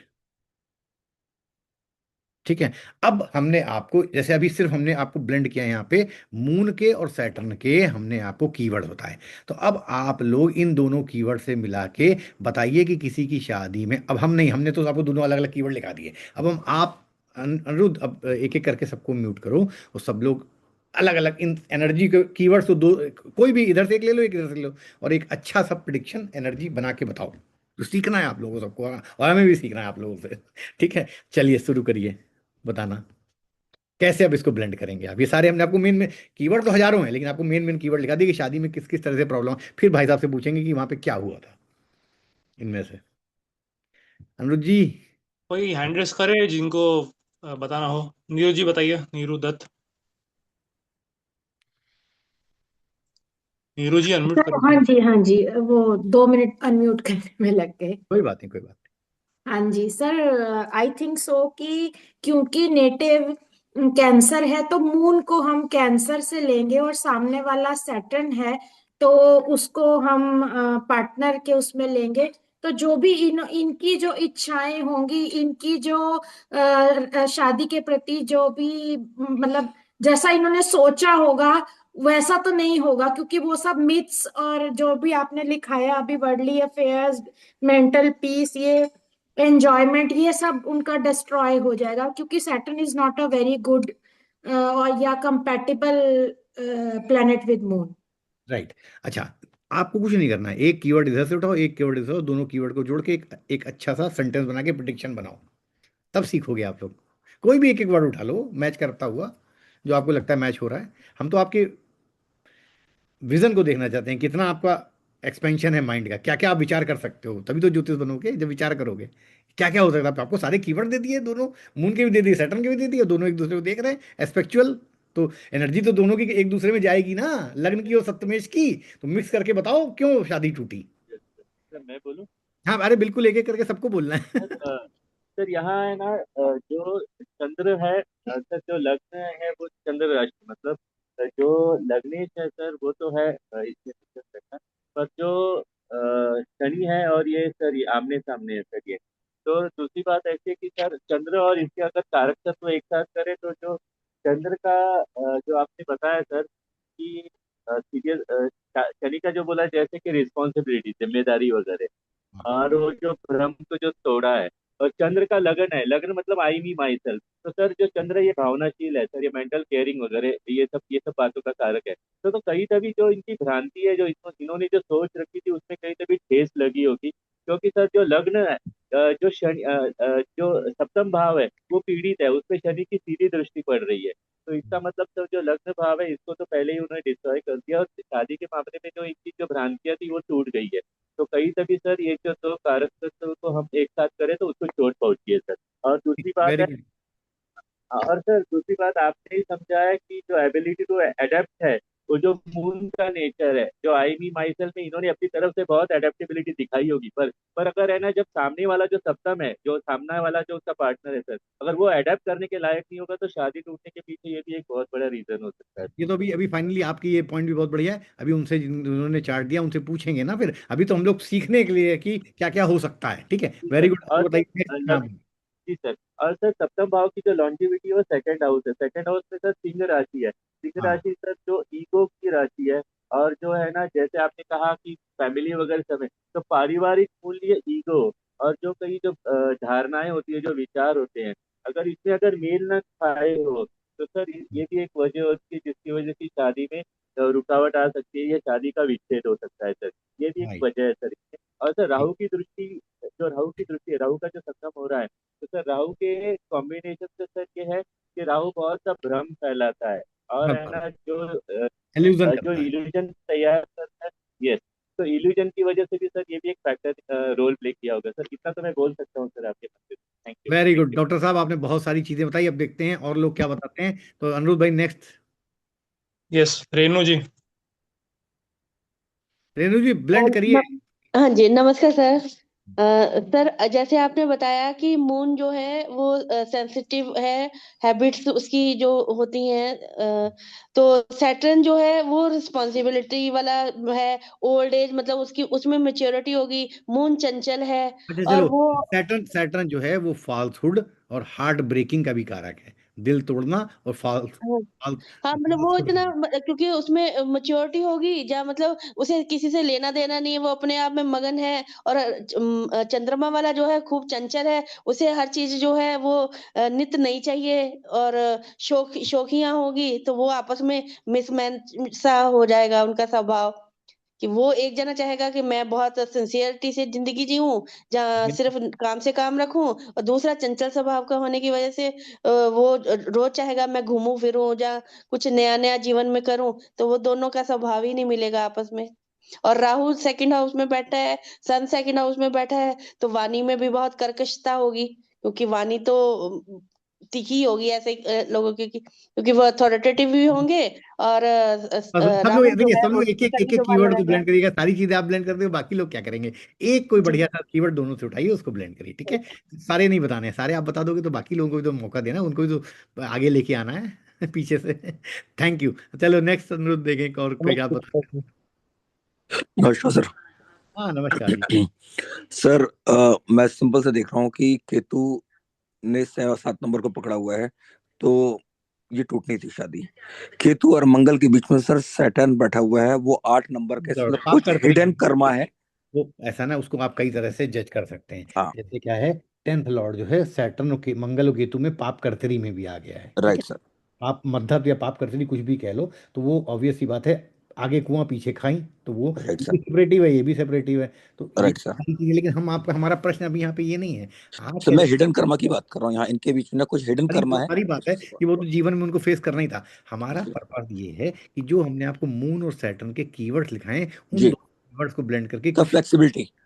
हाँ सर फिजिकल बेस के ऊपर ये कारण बना, 7th हाउस से मंगल पीछे हो रहा है, 12th हाउस बन रहा है, और यहाँ पर सैटर्न और मून के कंजक्शन लेके चलते हैं। इसका मतलब है कि फिजिकल पॉइंट पर फ्लेक्सिबिलिटी आपके सर इसको कैसे बोलना चाहिए कि शारीरिक अक्षमता रही, वो कहीं कारण भी बनी सर इसके अंदर। और मन की छोटी सी भी बात अगर कहीं दिल पे लग जाती है, वो भी इसके अंदर बहुत बड़ा कारण बनी, कि जरा सी बात लग गई और लड़ाई झगड़े का कारण बनी। ठीक है, चलिए ये भी हमने आपको। और नेक्स्ट बताइए आप लोग पहले। और अनिरुद्ध किसी और को अनम्यूट करो।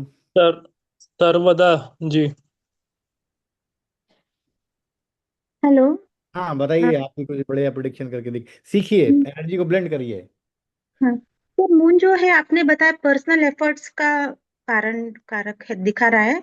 और सैटर्न के इसमें हम जो डिस्ट्रॉय फॉल्स आइडिया, मतलब हाँ सामने वाला अगर उनको कुछ वो पर्सनल एफर्ट्स भी डाल रहे होंगे तो सामने वाला वो नहीं फुलफिल कर पा रहा होगा। और मून नरिशमेंट भी है और सैटर्न क्रूएल माइजर, ऐसे दो अपोजिट इधर आ रहे हैं। हाँ, तो यानी शारीरिक मानसिक और शारीरिक रूप से पोषण प्रोवाइड करने में अक्षम हो गए ये कॉम्बिनेशन। हाँ।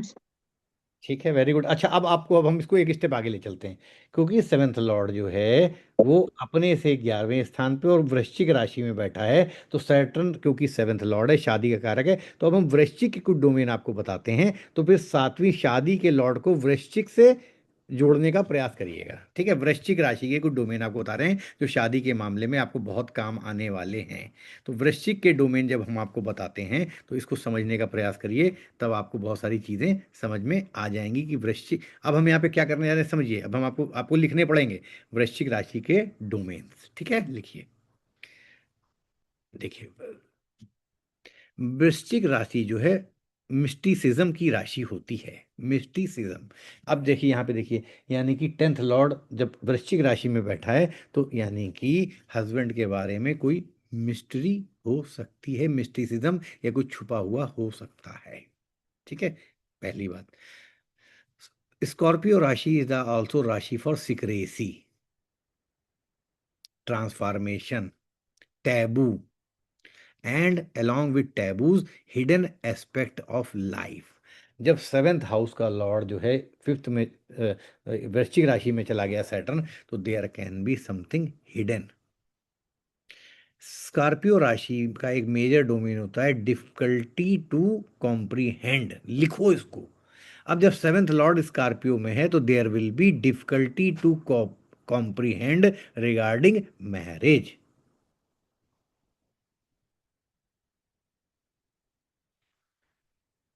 स्कॉर्पियो राशि इज हमारे ऋषियों के द्वारा बताए हुए डोमेन में सेल्फिशनेस की भी है। अवॉइड्स अदर्स, दूसरों को अवॉइड, कोई बिच्छू दूसरों को अवॉइड करता है, दो लोगों में घुलता मिलता नहीं है। स्कॉर्पियो राशि इज ऑल्सो अ राशि विच एक्ट विदाउट थॉट। जैसे ही बिच्छू पे जरा सा प्रेशर पड़ता है डंक मार देता है। वो ये नहीं सोचता है कि ये प्रेशर से हम मर पाएंगे, मरेंगे, लेकिन जैसे ही उसको लगा कि हम जरा से भी डिफिकल्ट हो ना, वो डंक मार देता है। यानी कि जरा सा भी उसके मन की बात नहीं होती होगी हस्बैंड की, तो वो जहर उगलने में पीछे नहीं होगा। ये इनके में लगे नहीं लगे वो सब बात की बात है, लेकिन आपको अपनी अध्ययनशीलता में ये सारे पॉइंट दिमाग में तुरंत लाने हैं कि अगर सेवंथ लॉर्ड जो है वृश्चिक राशि में है तो फिर तुरंत जहर छोड़ने को तैयार है सामने वाला। राइट।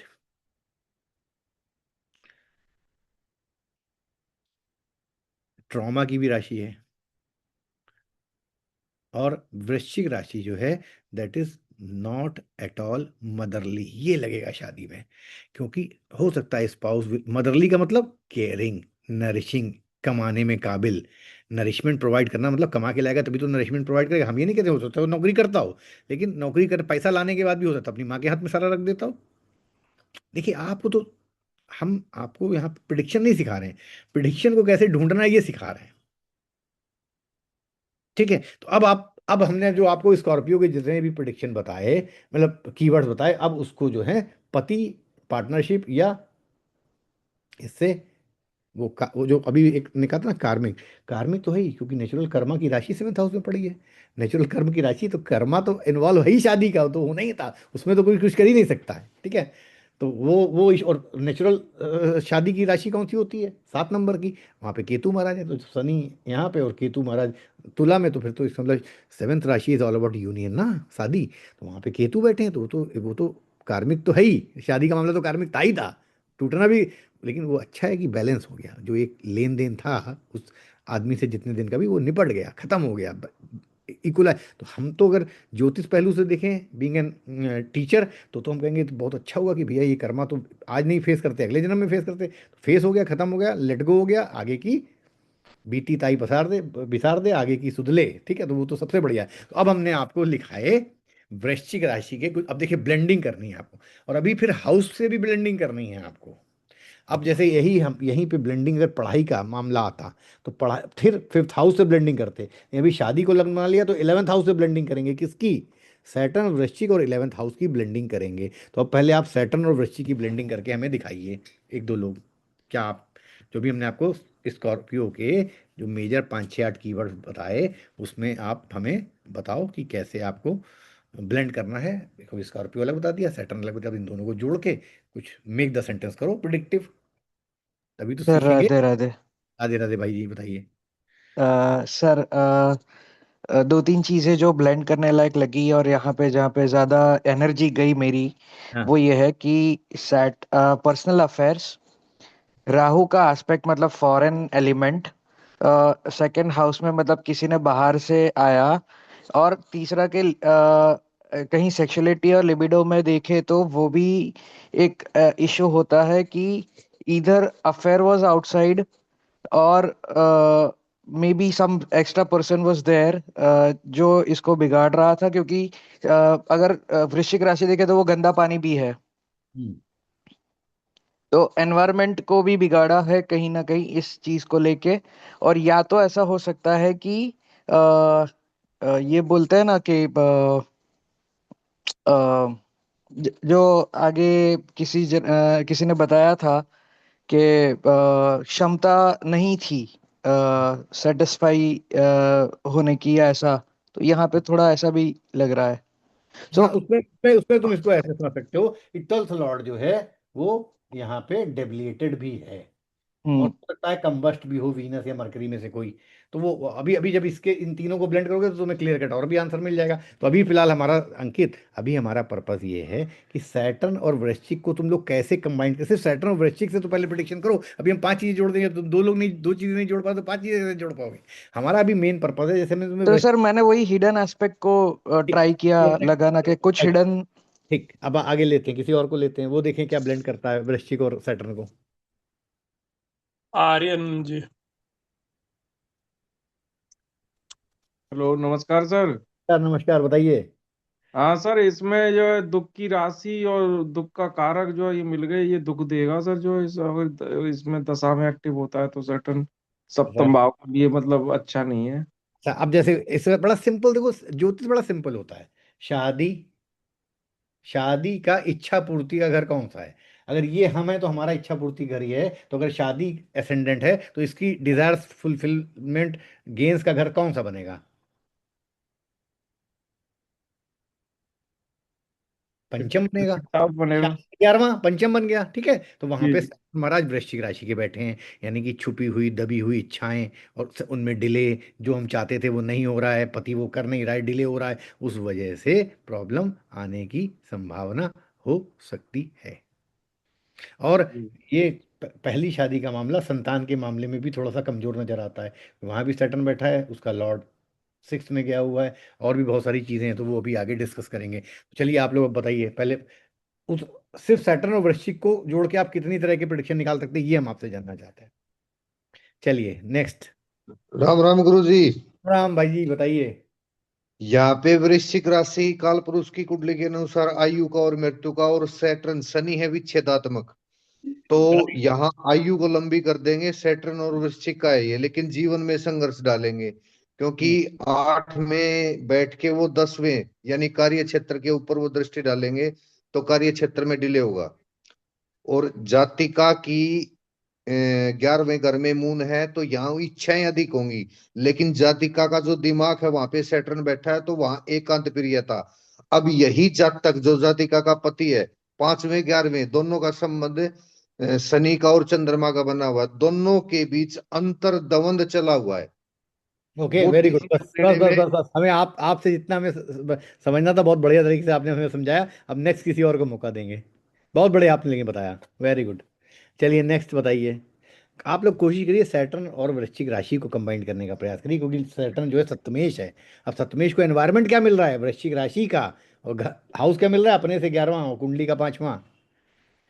इस पे फोकस करिए। सर हाँ बोलिए। सर मुझे अनम्यूट किया, अनीता बोल रही हूँ। हाँ ये मैं सिर्फ वृश्चिक और सैटर्न का कॉम्बिनेशन बताऊंगी, एंड वेरी उसमें बिकॉज वृश्चिक is also private parts, and Saturn can cause dryness and problems in the private parts also. तो मैं Right. सिर्फ वही वाला पार्ट बोलना चाह रही थी। ठीक है, that's I'll okay. give I'll give others chance.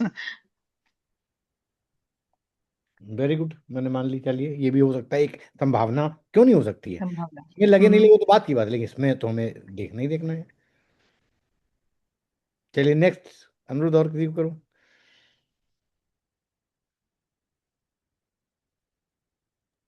नमस्कार सर, प्रशांत बोल रहा हूँ। हाँ प्रशांत भाई बताइए। सर आपका क्वेश्चन सिर्फ ब्लेंडिंग पे, हमको और कोई चीजों कोई भाव पे कुछ भी नहीं बोलना है। तो ब्लेंडिंग के पॉइंट ऑफ व्यू से ये जहाँ पे मून एबिलिटी टू अडॉप्टनेस है, और जो सैटर्न है वो काफी सीरियसनेस है, तो वो अडॉप्ट करेगा ही नहीं कोई भी नई चीजों को। राइट। और वो ही जब वृश्चिक में आ जाएगा। मैं सिर्फ एक ही पॉइंट बोलूंगा ताकि बाकी सब भी उसके लिए बोल पाए। तो जब सैटर्न उसको कुछ भी अडॉप्ट नहीं करेगा, और जब ऋषिक राशि जब उसकी स्कॉर्पियो जब आ रही है, तो वो कुछ उसको कॉम्प्रिहेंड ही नहीं करेगा वो मैरिज को, वो सिर्फ सेल्फिश ही रहेगा। ये उसका ब्लेंडिंग है, ये 3 पॉइंट का। वेरी गुड, आगे नेक्स्ट। बहुत बढ़िया, बस यही तो सीखना है आपको, ब्लेंडिंग एक बार करना तो आप धीरे धीरे पहुंच जाओगे कि किस वजह से अभी जब ये बताएंगे ना कि शादी का मेन इशू क्या था, तब आपको सारा आइडिया एक बार में क्लियर होगा कि, लेकिन उससे पहले आपके पास 25 तरह की चीजें थिंक करने के लिए होनी चाहिए कि क्या क्या हो सकता है। तो ये प्रोसेस है ज्योतिष सीखने का। चलिए नेक्स्ट। नमस्कार सर। नमस्कार मैम, बताइए।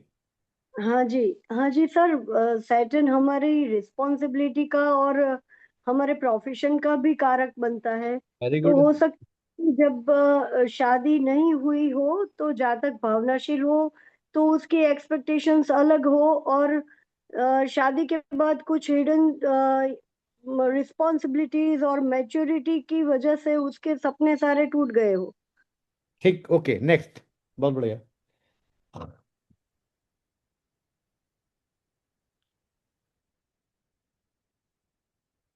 चलिए अब एक काम करते हैं, काफी सारे आइडिया हमारे पास आ गए हैं। अब जो जिन्होंने ये क्वेश्चन हमारे सामने पुटअप किया था उनसे पूछते हैं कि व्हाट वाज द, एक अजय श्रीवास्तव भैया को और ले लेते हैं क्योंकि वो बहुत अच्छा एनालिसिस करते हैं, तो देखते हैं वो क्या कहते हैं, फिर हम वापस उन्हीं के पास चलेंगे जिन्होंने ये चार्ट भेजा था। हाँ, प्रणाम सर। नाम प्रणाम अजय भैया, बताइए। सर अगर बिल्कुल सिंपल वर्ड में देखें इसको तो लग्नेश 11th हाउस में मून है उच्च का, हम्म, और 7th हाउस का जो डिजायर फुलफिलमेंट का है वो सैटर्न है, वहां पे भी लग्नेश। अभी मैं 7th हाउस के लग्नेश को बोल रहा हूँ, वो वृश्चिक में बैठा हुआ अपने 11th हाउस में। तो यहाँ मेजर जो प्रॉब्लम आई होगी ऑन डिजायर फुलफिलमेंट, एक का वेरी लग्नेश गुड। उच्च होके बैठा है, वो उच्च होके बैठा, वहां desire fulfilment is the priority. और हाँ दूसरी जगह सैटर्न बैठा हुआ 8 नंबर वृश्चिक में, उसकी भी डिजायर है but he is not able to express his desire. हाँ, वो छुपी हुई है। तो जी, जी तो मेजर इशू बहुत मेरे बढ़िया। ख्याल से वहां पे आया होगा इस मैरिज में। राइट, तो यानी कम्युनिकेशन का भी, एक दूसरे को अपनी इच्छाएं खुल के बताने में, या वो भी एक क्वेश्चन हो सकता है। तो अब अनिरुद्ध, सबसे पहले जिन्होंने ये चार्ट दिया था उनको वापस लाओ और वो उनसे डिस्कस करते हैं, समझते हैं कि हम लोगों ने जो जिस मंजूश्री, चलो तुम्हें नेक्स्ट चार्ट में लेंगे, जॉब वाले में। अनिरुद्ध जी। भाई कहाँ गए, वो जो सज्जन थे जिन्होंने ये चार्ट हाँ, भेजा? मैं हूँ सर, अरविंद अच्छा, कुमार। अब आप बताइए, इतने सारे जी। लोगों ने देखिए, इतने अच्छे अच्छे एस्ट्रोलॉजरों ने ब्लेंडिंग करने की कोशिश करी इस चार्ट में, बहुत अच्छा। थोड़ा सा आप प्रकाश डालिए कि इनमें से क्या क्या जी, चीज। बहुत अच्छा। पहले तो मैं लास्ट वाला ही देख लेता हूँ। क्योंकि मून एग्जॉल्टेड है तो उसके शादी और रिलेशंस के बारे में उसके बहुत सारे सपने थे। हाँ, और उल्टा ये जो है हिडन राशि में, ये स्कॉर्पियो जलीय राशि है, बिल्कुल एक्सप्रेसिव नहीं था। तो नहीं तो था। ये दोनों में बहुत मेंटल एक संघर्ष चलता रहा। एक को बहुत इच्छाएं थी, एक बिल्कुल रिस्पॉन्सिव नहीं था। तो मेंटल कंपेटेबिलिटी, लड़के, ये लड़के का चार्ट है, मेरे ही लड़के का चार्ट है ये। तो इसने बहुत कोशिश किया एडेप्टेबल करने के लिए, उसको कुछ मेंटल मनोवैज्ञानिक के पास ले जा करके कुछ कंसल्टेशंस भी कराया, but she could not respond. तो अंत में हुआ कि अब ये बैगेज ही है। सर जो पहला जो था आपने जो बताया वो बिल्कुल, she was working in a good reputation and good company. तो वहाँ ईगो इशू था सर, परिवार जो सेकेंड हाउस वाला जो आपने बताया। और राहु इसीलिए है कि चूंकि दोनों दो डिफरेंट रीजन से थे, इसीलिए वो राहु एलिमेंट था अभी सर। तभी इम्पैक्ट आ तो गया। और जितने वक्ताओं ने सर जो एनालिसिस किया, मैं इतना खुश हूँ कि उनके नॉलेज का लेवल बहुत एंटरटेनिंग, बहुत अच्छा है नहीं सर। नहीं, डेस्टिनी स्टार पे सब। डॉक्टर हनुमंत ने जो बताया है ना, मेजर, उनका बहुत सटीक उनका गया है। तो अब आप लोगों को एक चीज ये समझ में आई होगी कि कुंडली में बहुत बड़ी बड़ी चीजें ना देख के, अगर आपको एक तरीका आता है तो छोटी छोटी चीजों को भी ब्लेंड करके आप चीजों की, अब ये हमने क्या किया, यहाँ पे योगा फॉर्म करने का प्रयास किया, मैरिज में क्या क्या चैलेंजेस हैं। अब देखिए, वैसे तो देखा जाए कि मैरिज के कर्म स्थान पे जुपिटर की दृष्टि है, तो जुपिटर की दृष्टि क्या बताती है, जुपिटर की दृष्टि, अब इन्होंने क्या बोला, काउंसलर के पास भी ले गए, यानी मैरिज का कर्मा चलता रहे, तो इसलिए इन्होंने काउंसलिंग भी कराई, साइकोलॉजिस्ट। जी। जी। अरे क्या है, जुपिटर जो सही ज्ञान दे, फिर वो चाहे साइकोलॉजिस्ट हो, चाहे हमारा प्रोफेसर हो, चाहे हमारे पिता हो, चाहे हमारे बड़े लोग हों, चाहे हमारे गुरु हों, चाहे हमारे टीचर हों, तो ये देखिए सारी चीजें, इसको आपको इस तरह से चीजों को समझना चाहिए। और मून तो अपने आप में हीलिंग का कारक है, ठीक है, वीनस एग्जॉल्टेड भी है, तो बच्चा तो बढ़िया है, मतलब उसमें कोई दिक्कत नहीं, लेकिन ये कि जो, अगर जैसे कुछ चीजें हम लोग नहीं भी ढूंढ पाते हैं, तो जब सामने वाला कोई इनपुट देता है तो उसको भी आप तुरंत चार्ट में ढूंढिए। ठीक है। तो आपको योगा, अपना योगा भी बनाया, जैसे जैसे मैंने आपको योगा बना के दिखाया कि जब शादी के कर्म स्थान पे केतु बैठा है, पहली शादी के कर्म स्थान पे, दूसरी शादी वहां देखेंगे सिंह राशि से, ठीक है। तो सिंह राशि, अब तीसरी कहाँ देखेंगे, अब दूसरी चल के अब कितनी लेवल की बात आगे बढ़ी वो एक अलग मैटर है, वरना दूसरी शादी का जब हम, तब हम इसको असेंडेंट बनाएंगे, सेकंड हाउस को, ठीक है। ये ध्यान रखिएगा, क्योंकि जहाँ पे डेथ होती है वहीं पे रिबर्थ होती है, क्योंकि 8th house is all about life after death, यानी कि एक शादी की डेथ हो गई, दूसरी वहीं से स्टार्ट होगी, सेकंड हाउस से ही। तो अब दूसरी शादी का विचार करना है तो सेकंड हाउस से ही विचार करेंगे, तब सेकंड हाउस पे देखने वाली दृष्टि, जुपिटर की शुभ दृष्टि, हाँ, तो कैसे चीज़ें हैं आएंगी, तब उस पर विचार करने की जरूरत है आप लोगों को। तो यहाँ पे हम लोगों ने एक मैरिज को ब्लेंडिंग, अभी नो डाउट अभी हम लोग पहला चार्ट था तो इसमें सारी चीज़ें ब्लेंड नहीं कर पाए, खाली दो प्लैनेट्स को, राशि को, हाउसेस को भी बहुत सारी, लेकिन और आने वाले अभी एग्जांपल्स में हम लोग चीज़ों को और अच्छे से ब्लेंड करने का प्रयास करके इसको और अच्छे से समझेंगे। तो अब हमने यहाँ पे मैरिज को, रिलेशनशिप को समझने का प्रयास किया। अब हम लेते हैं जॉब और करियर का प्रश्न। तो आप लोगों को जिसको भी जॉब और करियर का एक अच्छा सा चार्ट आप लोग प्रेजेंट करिए, ठीक है, जॉब और करियर से रिगार्डिंग, उसको हम लोग यहाँ पर आगे। हेलो। हाँ यस यस यस, टेकिंग। अनुज, हाँ हाँ, एक मिनट ले रहा हूँ। जॉब और करियर का क्वेश्चन लेंगे हम लोग अब। यस, लेंगे क्वेश्चन जॉब का। Just a minute.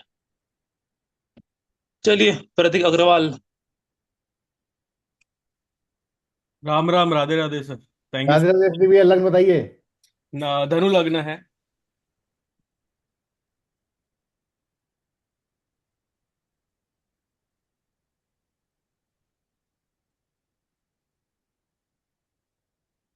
तो ये जॉब से है रिलेटेड क्वेश्चन ना। हाँ, यस यस यस।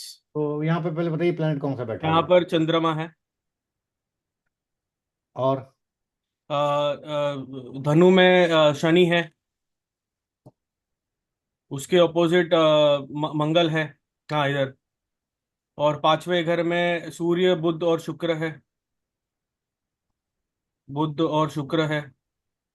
और छठे घर में जुपिटर है। और राहु तीसरे घर में, केतु नौवें घर में।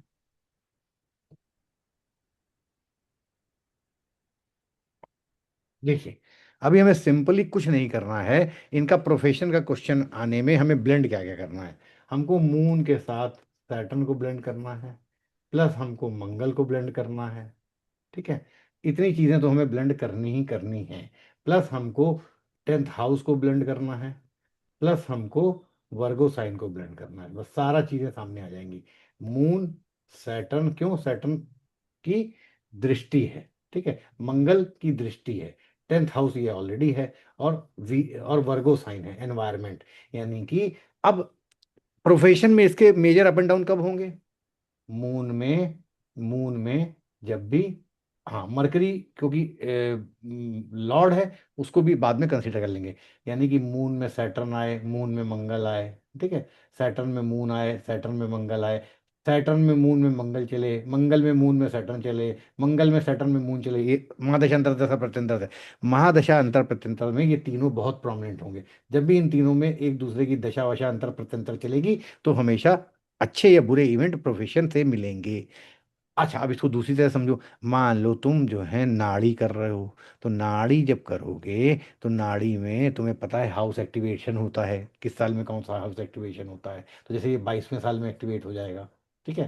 फिर ये 46 साल में एक्टिवेट होता है, तो उस साल भी ये पूरे सबके कॉम्बिनेशन में प्रोफेशन में रिजल्ट मिलेंगे 100%, ठीक है। तो ये नाड़ी का फॉर्मूला भी यहाँ पर यूज कर सकते हो, राइट। तो अब हम आपको चलते हैं सैटर्न के, तो हमने आपको कारतब मोटे मोटे लिखाई थे, ठीक है। मून यहाँ पर है, तो अब हम ब्लेंड करेंगे यहाँ पे एक एक करके। वैसे तो फाइनल प्रिडिक्शन के लिए जब ये सारी चीज़ें तुम्हें अलग अलग पता हो तब हम सारी चीज़ें, अब जैसे मंगल और सैटर्न और मंगल और वर्गो साइन नॉर्मली मरीन, हाँ, ट्रांसपोर्टेशन। अब देखो वर्गो साइन क्या है, एक लड़की नाव या हाथ में मशाल है, तो कहीं ना कहीं मे बी इंजीनियरिंग की तरफ भी चार्ट का मोटो जा सकता है, मे बी ये जातक टेक्निकल फील्ड में भी हो सकता है, लॉ में भी हो सकता है, छठा हाउस है ना लॉ में, मतलब एक अभी धीरे धीरे स्टेप बाय स्टेप जब आगे बढ़ेंगे तब चीजों को और अच्छे से ग्रेस्प करेंगे। ठीक है। सिक्स्थ हाउस में मतलब सिक्स्थ राशि में वर्गो के साथ मंगल मून और सैटर्न से क्या क्या चीजें निकलती हैं हमें ये देख। अब जैसे स्टेटस की बात करें, tenth house is all about hierarchy and status.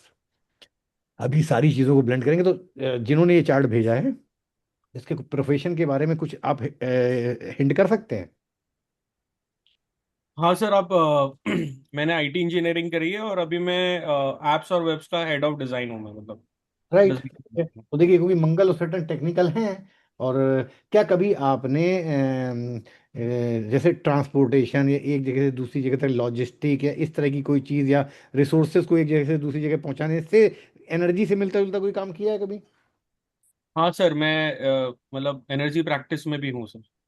Okay, यानी अपनी एनर्जी एक जगह से दूसरी जगह तक पहुंचाते हैं हम। हाँ सर, रेकी करता हूँ। एक ही करते हैं, ठीक है। तो मून हीलिंग है, छठा हाउस हीलिंग का भी होता है, सर्विस है, सेवा भी है।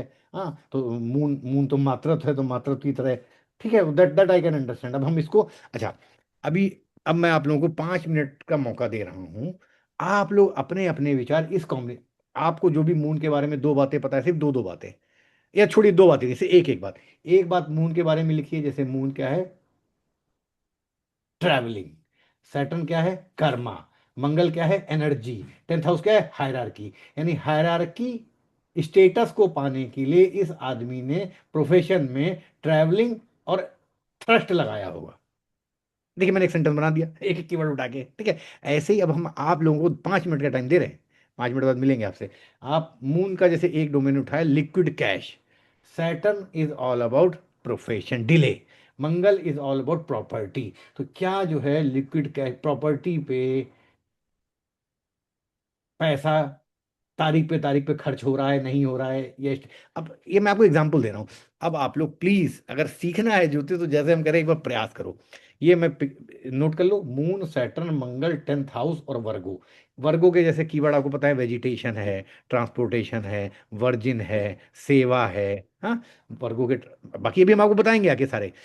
एक सिर्फ एक एक प्रिडिक्शन, सबका एक एक कीवर्ड नोट करो, 5 वर्डों से को एक जगह लिखो एक लाइन में और उनसे एक प्रिडिक्शन बनाओ। और फिर हम कम से कम 5-6 लोगों का प्रिडिक्शन सुनेंगे। हर चीज का एक वर्ड लिखना है आपको, मून का एक, सैटर्न का एक, मंगल का एक, टेंथ हाउस का एक, वर्गो का एक, और उससे एक सेंटेंस, प्रिडिक्टिव सेंटेंस बनाओ। 5 मिनट का ब्रेक ले रहे हैं, इसके बाद मिलते हैं। ओके, क्विकली हम आपको सबके 3-3 4-4 डोमेन लिखाते हैं, बेसिक्स, फिर देखते हैं उसको आप लोग कैसे ब्लेंड करते हैं, ठीक है। तो हमारे पास एनर्जी है मून, तो सबसे पहले मून मून से स्टार्ट करते हैं। मून के 4 कीवर्ड हम आपको बताते हैं, ठीक है। देखिए ज़्यादा नहीं, सिर्फ 3-4 कीवर्ड से आप लोग, फिर आप लोगों ने अब तक तो ब्लेंडिंग करने की कोशिश कर ही ली होगी, लेकिन चलिए सबसे पहले टेंथ हाउस के लिख लीजिए। एक एक करके तीन सारे आपको कीवर्ड्स लिखवा देते हैं, उससे फिर आपको चीज़ें आसान हो जाएंगी। चलिए लिखिए मून के। मून जो है माइंड है, मदर है, इमोशंस है, ठीक है।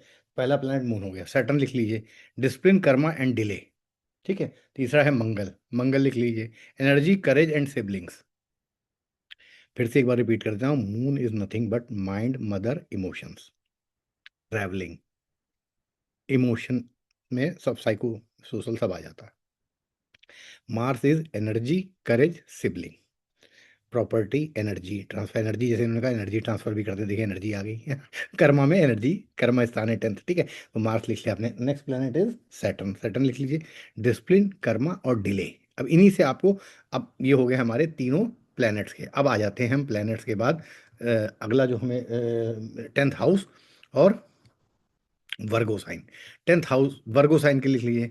वर्गो sign is analytical and practical, precise है, प्recise, प्रिसाइजली काम करता है, ठीक है। और एनालिटिकल साइन है। ये दो एनर्जी को ब्लेंड करना है बाकी के प्लैनेट से जो दृष्टि दे रहे हैं या जो प्लेस्ड है। मून प्लेस्ड है, सैटर्न और मंगल की दृष्टि पड़ रही है। अब आ जाते हैं टेंथ हाउस पे। Tenth house is nothing, career, action और स्टेटस। अब बस ज़्यादा कीवर्ड हम आपको बताएंगे, आप कंफ्यूज हो जाएंगे। कीवर्ड्स तो धीरे धीरे प्रैक्टिस, तो हजारों कीवर्ड्स हैं, लेकिन फिलहाल ये 3-3 4-4 कीवर्ड से ब्लेंड करके सेंटेंस बनाइए। Career, action and status is all about 10th house. अब जो भी हमने आपको प्लैनेट्स के कीवर्ड्स बताए, ज़ोडिएक के कीवर्ड बताए, एनालिटिकल, प्रैक्टिकल, सेवा, ठीक है, या उसमें आप रिश्ते भी जोड़ सकते हैं, मामा, जैसे वर्गो साइन में जो हमारे रिश्ते आते हैं या 10th हाउस में जो हमारे रिश्ते आते हैं, वो भी आप जोड़ सकते हैं, क्योंकि इतनी एस्ट्रोलॉजी हम उम्मीद करते हैं आपको ऑलरेडी आती है। तो अब स्टार्ट करते हैं, क्योंकि आज के ज्योतिष तो आप ही लोग हो सारे, ठीक है, तो आप ही लोग करोगे इसका सारा प्रिडिक्शन। तो चलिए, इन्हीं कीवर्ड से एक बढ़िया सा सेंटेंस बनाइए, और दाएं बाएं नहीं भागना है, सिर्फ इतनी एनर्जी हमें, कोई प्रोफेशन को प्रिडिक्ट करना है तो इतनी एनर्जी में ही एक एक कीवर्ड्स को रैंडमली, कभी एक इधर से उठा लिए, स्वीकर नहीं, ऊपर नीचे भी आप उठा सकते हैं, अब आपके ऊपर हमने छोड़ा है, आप कैसे प्रिडिक्ट करते हैं, देखते हैं, हम देखते हैं, फिर तो बाकी आने वाले दिनों में आपको सिखाएंगे ये सारी चीजें, बट आप आउटकम आपका देखना चाहते हैं। चलो अनिरुद्ध, जी एक एक सर। करके अनम्यूट करो और जी सबसे बोलिए। प्रिडिक्ट। जय जय जय श्री कृष्ण भैया, जी बताइए। सर। सर जी, अभी 6th हाउस मतलब 10th हाउस में मून दिख रहा है, हाँ, तो क्या फ्लक्चुएशन है इनके जॉब में? तो ये पहला क्योंकि सवाल मंगल और आता है। सैटर्न है, क्योंकि मंगल और सैटर्न सेपरेटिव हैं, हाँ, एनर्जी है, सब कुछ है, लेकिन कहीं ना कहीं सेटबैक दे सकते हैं, और मून क्योंकि वेवरिंग है तो फ्लक्चुएशन भी हो सकता है, और क्योंकि ट्रैवलिंग कर रहा है तो यानी कि एक जगह से दूसरी जगह स्विच ओवर करना भी। देखिए ऐसे जोड़िए, वर्गो नाव पे बैठी हुई सर गर्ल, क्या जॉब में भी उनके थोड़ा सा मतलब ये सेटिस्फाइड है, मतलब कभी कभी ज्यादा काम करना अच्छा लगता हो, कभी कभी नहीं अच्छा लगता हो, मंगल और या सैटर्न कभी जॉब कभी चेंजेस? वर्कोहॉलिक बना सकते हैं, मंगल सैटर्न, ठीक है। ये अभी इनसे पूछेंगे, आपने प्रिडिक्शन कर दिया, अभी उन्होंने, वो तो जिन्होंने कहा है वो तो नोट करते जा रहे हैं, वो आखिरी में सब स्पीच देंगे, लास्ट स्पीच उनकी होगी। नेक्स्ट। रचना जी, रचना अग्रवाल अनम्यूट करे। अच्छा, आप देखिए कैसे प्रिडिक्शन करना है। थर्ड लॉर्ड जो है सैटर्न भी है, थर्ड लॉर्ड यंगर सिबलिंग का होता है, मंगल भी यंगर सिबलिंग का नेचुरल कारक है, वो भी देख रहा है, तो इसका मतलब सैटर्न और मंगल, third natural third lord Saturn जो कि यंगर, यानी कि इनके प्रोफेशन में, इनके कार में, या इनको कहीं ना कहीं छोटे भाई से या यंगर सिबलिंग से भी इनका कोई ना कोई संबंध या रिलेशन या एक्स्ट्रा, वैसे सभी का होता है, अगर इनके, वैसे तो वहां पे राहु है तो कोई बड़ी बात नहीं है, बड़े हो या यंगर सिबलिंग ना भी हो, वो एक अलग क्वेश्चन है, लेकिन तब फिर मंगल को प्रॉपर्टी ले लीजिएगा और कुछ ले लीजिएगा, ठीक है। तो ये अभी वो बताएंगे कि छोटा भाई है, बहन है या नहीं, अगर है तो उसका फिर इनके प्रोफेशन और कर्मा पे क्या रोल आता है। हाँ, आप बताइए प्लीज। हेलो। ईश्वर। बोलिए। हाँ जी।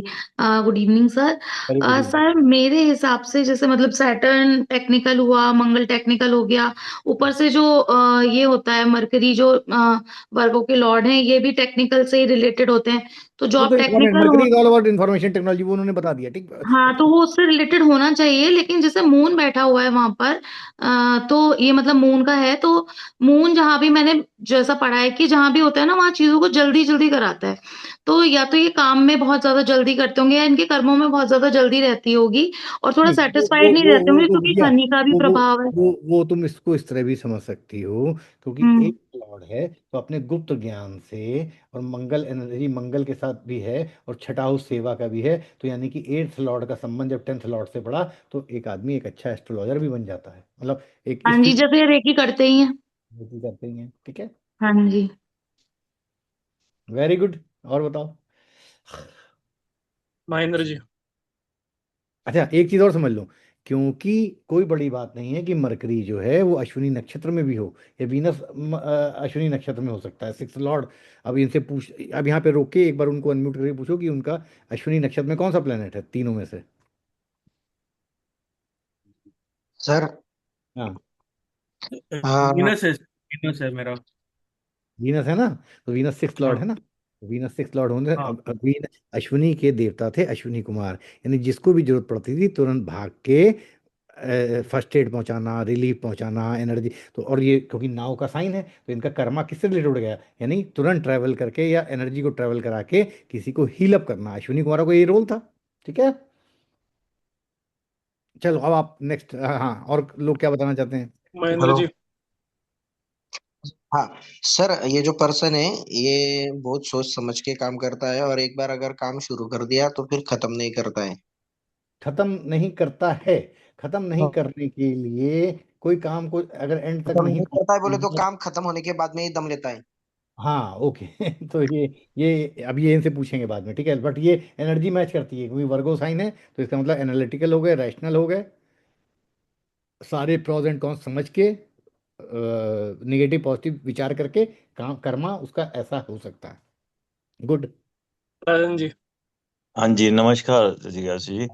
एक तो मुझे एक चीज नजर आती है, इनकी जॉब में बहुत अनस्टेबिलिटी रही होगी, और उन्होंने काफी जॉब्स ये बदलते हैं फ्रीक्वेंटली, हाँ क्योंकि सिक्स्थ वो मैं लॉर्ड इन पूछूंगा। Fifth house, right. अब मून वहां होने से अनस्टेबिलिटी दे रहा है, और इनका एट्थ लॉर्ड वहां पर है, लिंक एट्थ लॉर्ड आ गया है 10th में, तो ऑफिस में प्रॉब्लम भी आती होंगी ओके चलो ठीक है। इनको, वो सब तो he must have change many jobs ठीक फॉर है, श्योर। ये भी पूछेंगे इनसे। नेक्स्ट चलिए आगे, बहुत बढ़िया। आगे और क्या हाँ बताइए। हेलो। हाँ जी बताएं। नमस्ते सर। नमस्ते। सर इसमें गुरु की दृष्टि क्यों नहीं लिया आपने? वो भी तो फिफ्थ ओके उससे। देखिए, वो बातों बातों में मेरे माइंड से निकल गया, जुपिटर को भी ले लीजिए, वेरी गुड, जुपिटर भी लिया जाएगा। सॉरी, मैं जुपिटर की भी डोमेन बता दूं। जुपिटर ग्रोथ है, एक्सपेंशन है, धर्मा है, ठीक है, अब उसको भी जोड़ लीजिए। ठीक है सर। Thank you sir. मैं माइंड से स्लिप कर गया मेरे। सविता जी। सर ये कुकिंग का वर्क काम भी कर सकते हैं क्योंकि मून चंद्रमा हाँ, moon and Mangal is very good for, वैसे तो फर्नेस भी हो सकता है, अब जैसे नहीं sir, Saturn Saturn second Lord है ना, सेकंड दृष्टि दे रहे हैं सेकंड। और लग्न में बैठे हैं, तो ये जातक ये कुकिंग का काम करेंगे तो अच्छा रहेगा इनके लिए। हाँ, और क्योंकि मंगल जो है फर्नेस है, लेकिन कुकिंग के साथ साथ आप ये भी बोल सकते हो कि मान लो कुकिंग का नहीं भी अगर करते हैं, तो अल्टीमेटली जैसे क्या है, hydro energy, hydro power, moon क्या है, जैसे आईटी हैं तो आईटी में भी एक्सपेंशन, चीज़ों को भेजना, ट्रैवलिंग कराना, आइडियाज़ को चाहे ट्रैवल कराएं, वो सारी चीज़ें भी आती हैं, but cooking that's a very good valid point है कि कुकिंग से संबंध बन रहा है, और क्योंकि मून भी फूड का कारक है, तो हो सकता है, ऐसा माना जा सकता है। और सैटर्न का सेकंड हाउस से कनेक्शन है। Very good. और देखो, सिर्फ कुकिंग ही नहीं, सेकंड हाउस बैंकिंग भी है, फाइनेंस भी है, ठीक है, सेकंड हाउस में और भी बहुत सारी चीज़ें हैं, बट कुकिंग उसका एक मेजर डोमेन है, ठीक है, राइट, मान ली आपकी बात। और बताइए नेक्स्ट। नमस्कार सर। हाँ नमस्कार। सर जैसे सैटर्न फर्स्ट हाउस में है तो इनिशियली जैसे आपने कहा था फर्स्ट नहीं, आप मेरी बात नहीं सुनिए, क्वेश्चन देखिए करियर हमेशा, में आप लोग ना इश्यूज गलती मतलब डिले हो अरे रुकिए रुकिए रुकिए, सैटर्न जब, अब फर्स्ट हाउस की आपकी बात है, वैसे तो ये अभी हमारे टॉपिक से बाहर जाने की बात है, ये आप समझ लो। अब जैसे जब तक आप धनु राशि को पूरी तरह से नहीं समझोगे, तब तक आप सैटर्न को फर्स्ट हाउस में नहीं प्रिडिक्ट कर पाओगे। जैसे धनु राशि जो है, फॉल फ्रॉम द हाइट होती है, घोड़े से गिर जाना, ऊंचाई से गिर जाना, तो यहाँ पे सैटर्न कर्मा का प्लैनेट है, तो अल्टीमेटली ऐसा माना जा सकता है कि हो सकता है प्रोफेशन में कभी किसी कारण से इनको जो प्रमोशन ये उम्मीद कर रहे हो वो ना मिला हो, या किसी कारण से इनको बैकड्रॉप हो, पहली चीज़। अब जैसे धनु राशि जो है, वो मिक्सिंग ऑफ टू एनर्जी है, कि घोड़े में से इंसान निकल रहा है, यानी कि इनको कोई भी डेटा दे दो तो ये डेटा को, दो चीज़ों को, डेटा को मिक्स करके तीसरी नई टेक्नोलॉजी बनाने में सक्षम है, इसका एक पॉजिटिव एटीट्यूड भी है। लेकिन आप फिर गलती कर रहे हो आप लोग, मैंने आप लोगों से सिर्फ इतना बोला कि मून, सैटर्न, मंगल, जुपिटर और 10th हाउस वर्गो के एक एक कीवर्ड को उठा के एक प्रिडिक्शन करो, वहां सब कहीं भागने की जरूरत नहीं है। सैटर्न यहाँ बैठा रहने दो, सैटर्न की एनर्जी तो 10th हाउस में आ रही है ना, मंगल की आ रही है, जुपिटर की आ रही है, इनसे सिर्फ प्रिडिक्शन सिखाना हमारा पर्पज है आज का। इतनी चीजों को ब्लेंड करके एक सेंटेंस बनाओ, जैसे भी एग्जाम्पल दिए थे दो आपको हमने।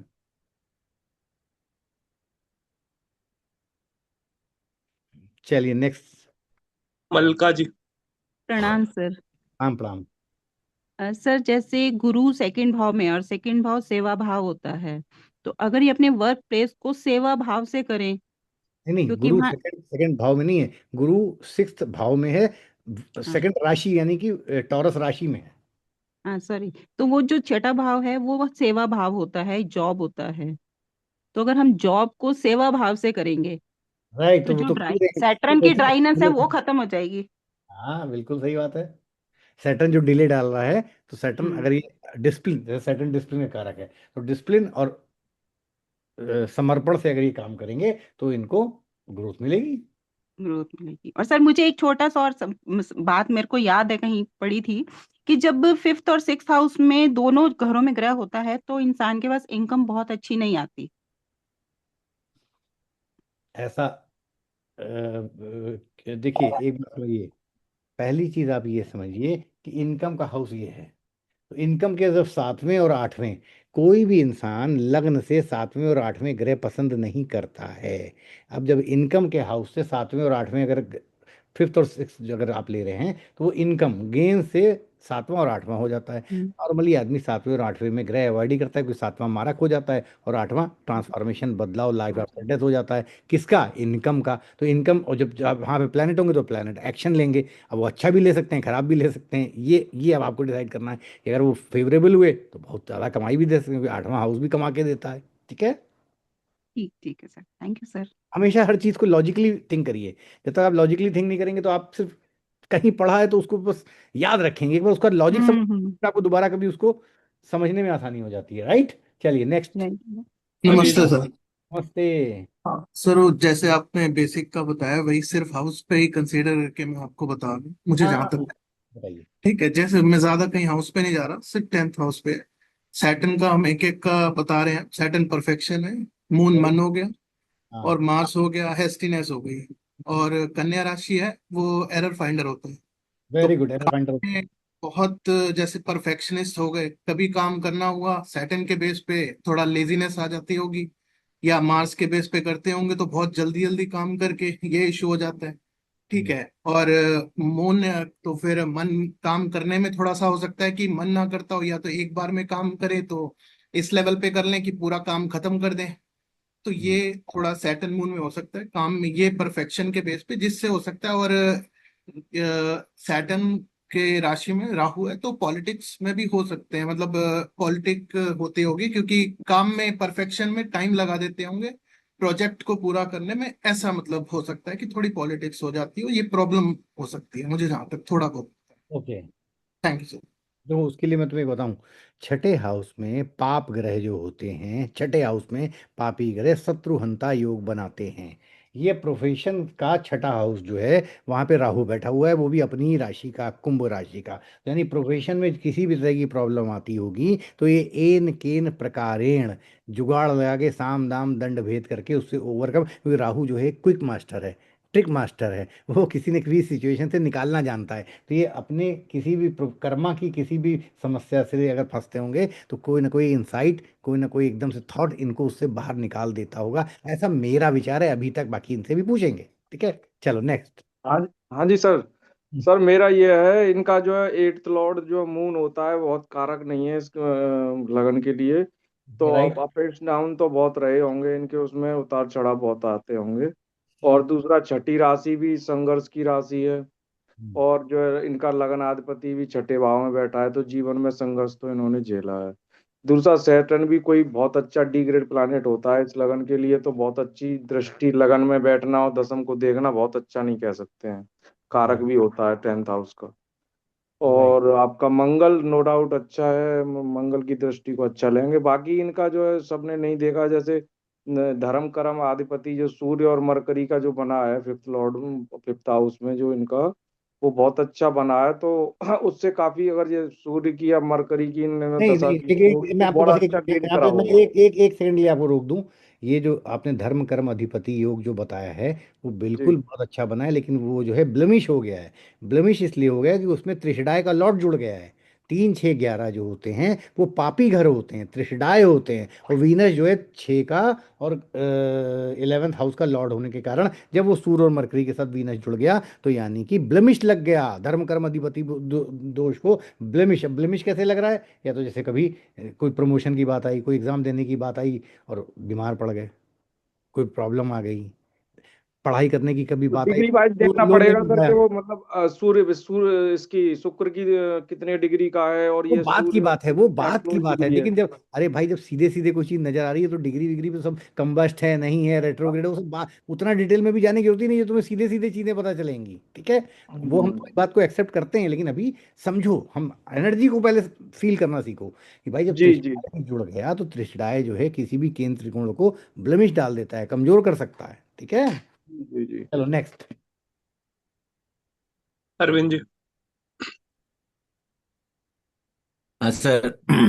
सर ये मेरा जो एक थोड़ा डिफरेंट है कि छठा ये द्विस्वभाव राशि है, तो चंद्रमा तो रेकिंग का काम करते होंगे, ये सटर्न के कारण एक प्रोफेशनल काम करते होंगे, और एक अपना चंद्रमा अपना हॉबीज के लिए, अपना मेंटल शांति के लिए एक दूसरा काम करते होंगे, चूंकि हॉबीज द्विस्वभाव राशि हॉबीज में। जो हैं वो थर्ड और फिफ्थ दोनों हाउस से देखी जाती हैं, तो थर्ड लॉर्ड भी और फिफ्थ लॉर्ड भी दोनों यहाँ पे बैठा हुआ है, तो इसका जी। मतलब दो तरह के काम भी हो सकते हैं, एक अपनी आत्मा के लिए और एक अपनी जीविका के लिए। Right, right. नेक्स्ट।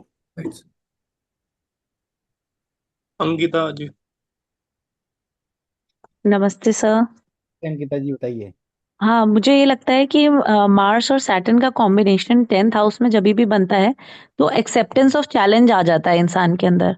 मगर मून की वजह से वो एक्सेप्टेंस ऑफ चैलेंज कहीं ना कहीं इनको इंटरनल लेवल पे डिससेटिस्फैक्शन देता होगा अपने प्रोफेशन से।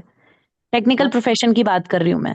तभी हो सकता है कि इनको शांति मिलती है अकल्ट में, रेकी में। हाँ, इसीलिए ये 8th हाउस की क्योंकि एनर्जी वर्गो का जो मून एनवायरमेंट है लेकर ना, बैठा है। वर्गो का एनवायरमेंट है ना सेवा का। जी सर, तो वो सेवा भाव कर रहे हैं 8th हाउस की शक्तियों से।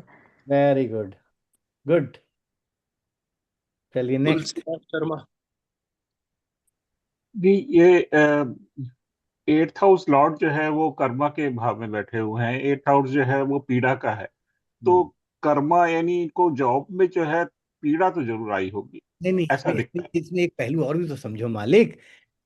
मान लो पीड़ा का है, कर्मा क्या है, पीड़ा दूर करना भी तो है, तो दूसरों की रेकी से, एनर्जी से, अपनी ऊर्जा से, अपने कर्मा से दूसरों की पीड़ा को नरिशमेंट भी दे रहे हैं, सेवा भी कर रहे हैं। मदर टेरेसा का था यहाँ पे मून छठे हाउस में, तो मतलब समझो, हम आपकी बात को गलत नहीं करें, वो दोनों पहलू हो सकते हैं, हमें हमेशा दोनों पहलू पे विचारना है पहले, जी फिर जी। फाइनल करना है कि कौन सा पहलू लग रहा है। लेकिन आपकी बात एकदम सही है, क्योंकि ये रोलर कोस्टर हाउस है, eighth house is roller coaster. चंद्रमा जी के तो रोलर कोस्टर बना सकता है, सुख दुख, अप एंड डाउन, हाँ, ट्रांसफॉर्मेशन, बदलाव, फ्रीक्वेंट चेंजेस, जी। लॉन्ग। अच्छा चलो अब बीमारी की बात करते हैं। मान लो, चलो हम थोड़ी देर के लिए मान के चलते हैं, बीमारी अगर देखनी है तो यहाँ पे लाइलाज बीमारियां होती हैं जो मृत्यु के साथ जाती हैं। तो अब चंद्रमा अगर कोई लाइलाज बीमारी देगा तो चंद्रमा किस तरह की बीमारी देता है शरीर में? वाटर से रिलेटेड प्रॉब्लम। छठा house is all about kidney, छठा इज ऑल अबाउट, तो अल्टीमेटली इनको ध्यान रखने की क्या जरूरत है? मंगल और सैटर्न क्या है? संकुचन का कारण है, तो यूरिनरी ट्रैक इन्फेक्शन, किडनी की प्रॉब्लम, ये सारी चीजें भी ध्यान रखनी चाहिए। और वर्गो है ट्रांसपोर्टेशन, यानी फ्लूइड का ट्रांसपोर्टेशन किडनी से। हम ये नहीं कह रहे हैं इनको ऐसा होगा, लेकिन आपको सिर्फ सिखाने के लिए कि कितने वेरिएशन हर फील्ड में सोचो, रिश्तों में, बीमारी में, प्रोफेशन में। भले हम 10th हाउस का विचार कर रहे हैं, लेकिन आपको हर चीज पे ध्यान रखना है, क्योंकि सिंपल सी बात है, जब छठा हाउस, छठी राशि 10th हाउस में पड़ी है तो karma is related to 6th house. 6th house represent our kidney, lower abdomen, ठीक है, नाभि के आसपास का एरिया। तो कर्मा तो वहां पे, उनसे तो कर्मा आएगा ही आएगा। अब जैसे जुपिटर है, जुपिटर एक्सपेंशन और ग्रोथ का कारक है, छठे हाउस में बॉडी पार्ट का है, पेट में कोई चीज बढ़ जाए, सब सारे, हम ये नहीं करें इसमें से कुछ लगेगा नहीं लगेगा। आपको एस्ट्रोलॉजर होके कितने थॉट्स आते हैं इस पे डिपेंड करता है। मान लो भी कोई बीमारी का क्वेश्चन इसके सामने आ जाता, तो जुपिटर यहाँ पर भी बैठा हुआ है 6th हाउस में, वो भी एक्सपेंशन दे रहा है, ग्रोथ और एक्सपेंशन। ठीक है, तो आप सब पे विचार करिए। चलिए और बताइए अंजू सब ग्रोवर। व्यूअर्स को। प्रणाम गुरुजी। प्रणाम प्रणाम। गुरुजी, ये टूर एंड ट्रैवल से रिलेटेड इनका जॉब रहेगा, फील्ड वर्क का रहेगा? कर सकते हैं, या अपना जो भी ये प्रोफेशन कर रहे हैं उसमें भले ही कुर्सी पे बैठते हो, लेकिन वैचारिक रूप से, क्योंकि मरकरी है ना, तो वैचारिक रूप से भाग दौड़ या थॉट या चीज़ों को भेजना, हाँ, एक जगह से दूसरी जगह से डेटा ट्रांसफर करना। बट हाँ, अगर टूर एंड ट्रेवल्स भी करते हैं तो that is also not bad, क्योंकि वर्गो साइन है, तो वर्गो साइन ट्रैवलिंग का तो है, लॉजिस्टिक वो तो मैंने अपनी बात वहीं से शुरू ही की थी। तो हो सकता है ये जिस कंपनी में आईटी बनाते हो उसका कोई संबंध जो है बैंकिंग से या टूर एंड ट्रैवलिज्म से या इस तरह की किसी या मान लो जैसे कोई एयरक्राफ्ट वाली इंडस्ट्री है तो उसमें कोई सॉफ्टवेयर बनाते हो, ये तो अभी बताएंगे बाद में ये आखिरी में कि जी। इनके जो जिस चीज़ के लिए कंपनी के लिए बनाते हैं वो कहाँ कहाँ पे लगता है वो सॉफ्टवेयर या आईटी इंफॉर्मेशन टेक्नोलॉजी वाला। और इनका गवर्नमेंट जॉब से भी रिलेशन बना सकते हैं, क्योंकि सैटर्न भी है और मार्स भी है। तो बिल्कुल। अगर हम जॉब देखें तो गवर्नमेंट जॉब हो हो सकती है सकता है इनकी। कि इनके कुछ बायर जो इनका सॉफ्टवेयर खरीदते हैं वो गवर्नमेंट लोग भी खरीदते हो। जी। That can be. Priya, Priya जी। नमस्ते सर।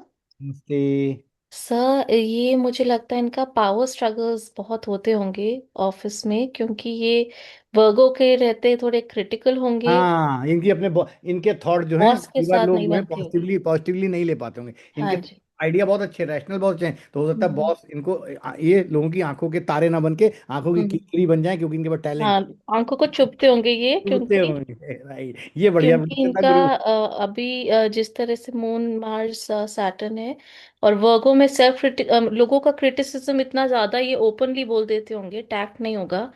इसी चक्कर में बॉस से भी खटकते होंगे और एम्प्लॉयज के साथ भी नहीं बनती होगी, तो प्रमोशन इनका डिले हो जाता होगा।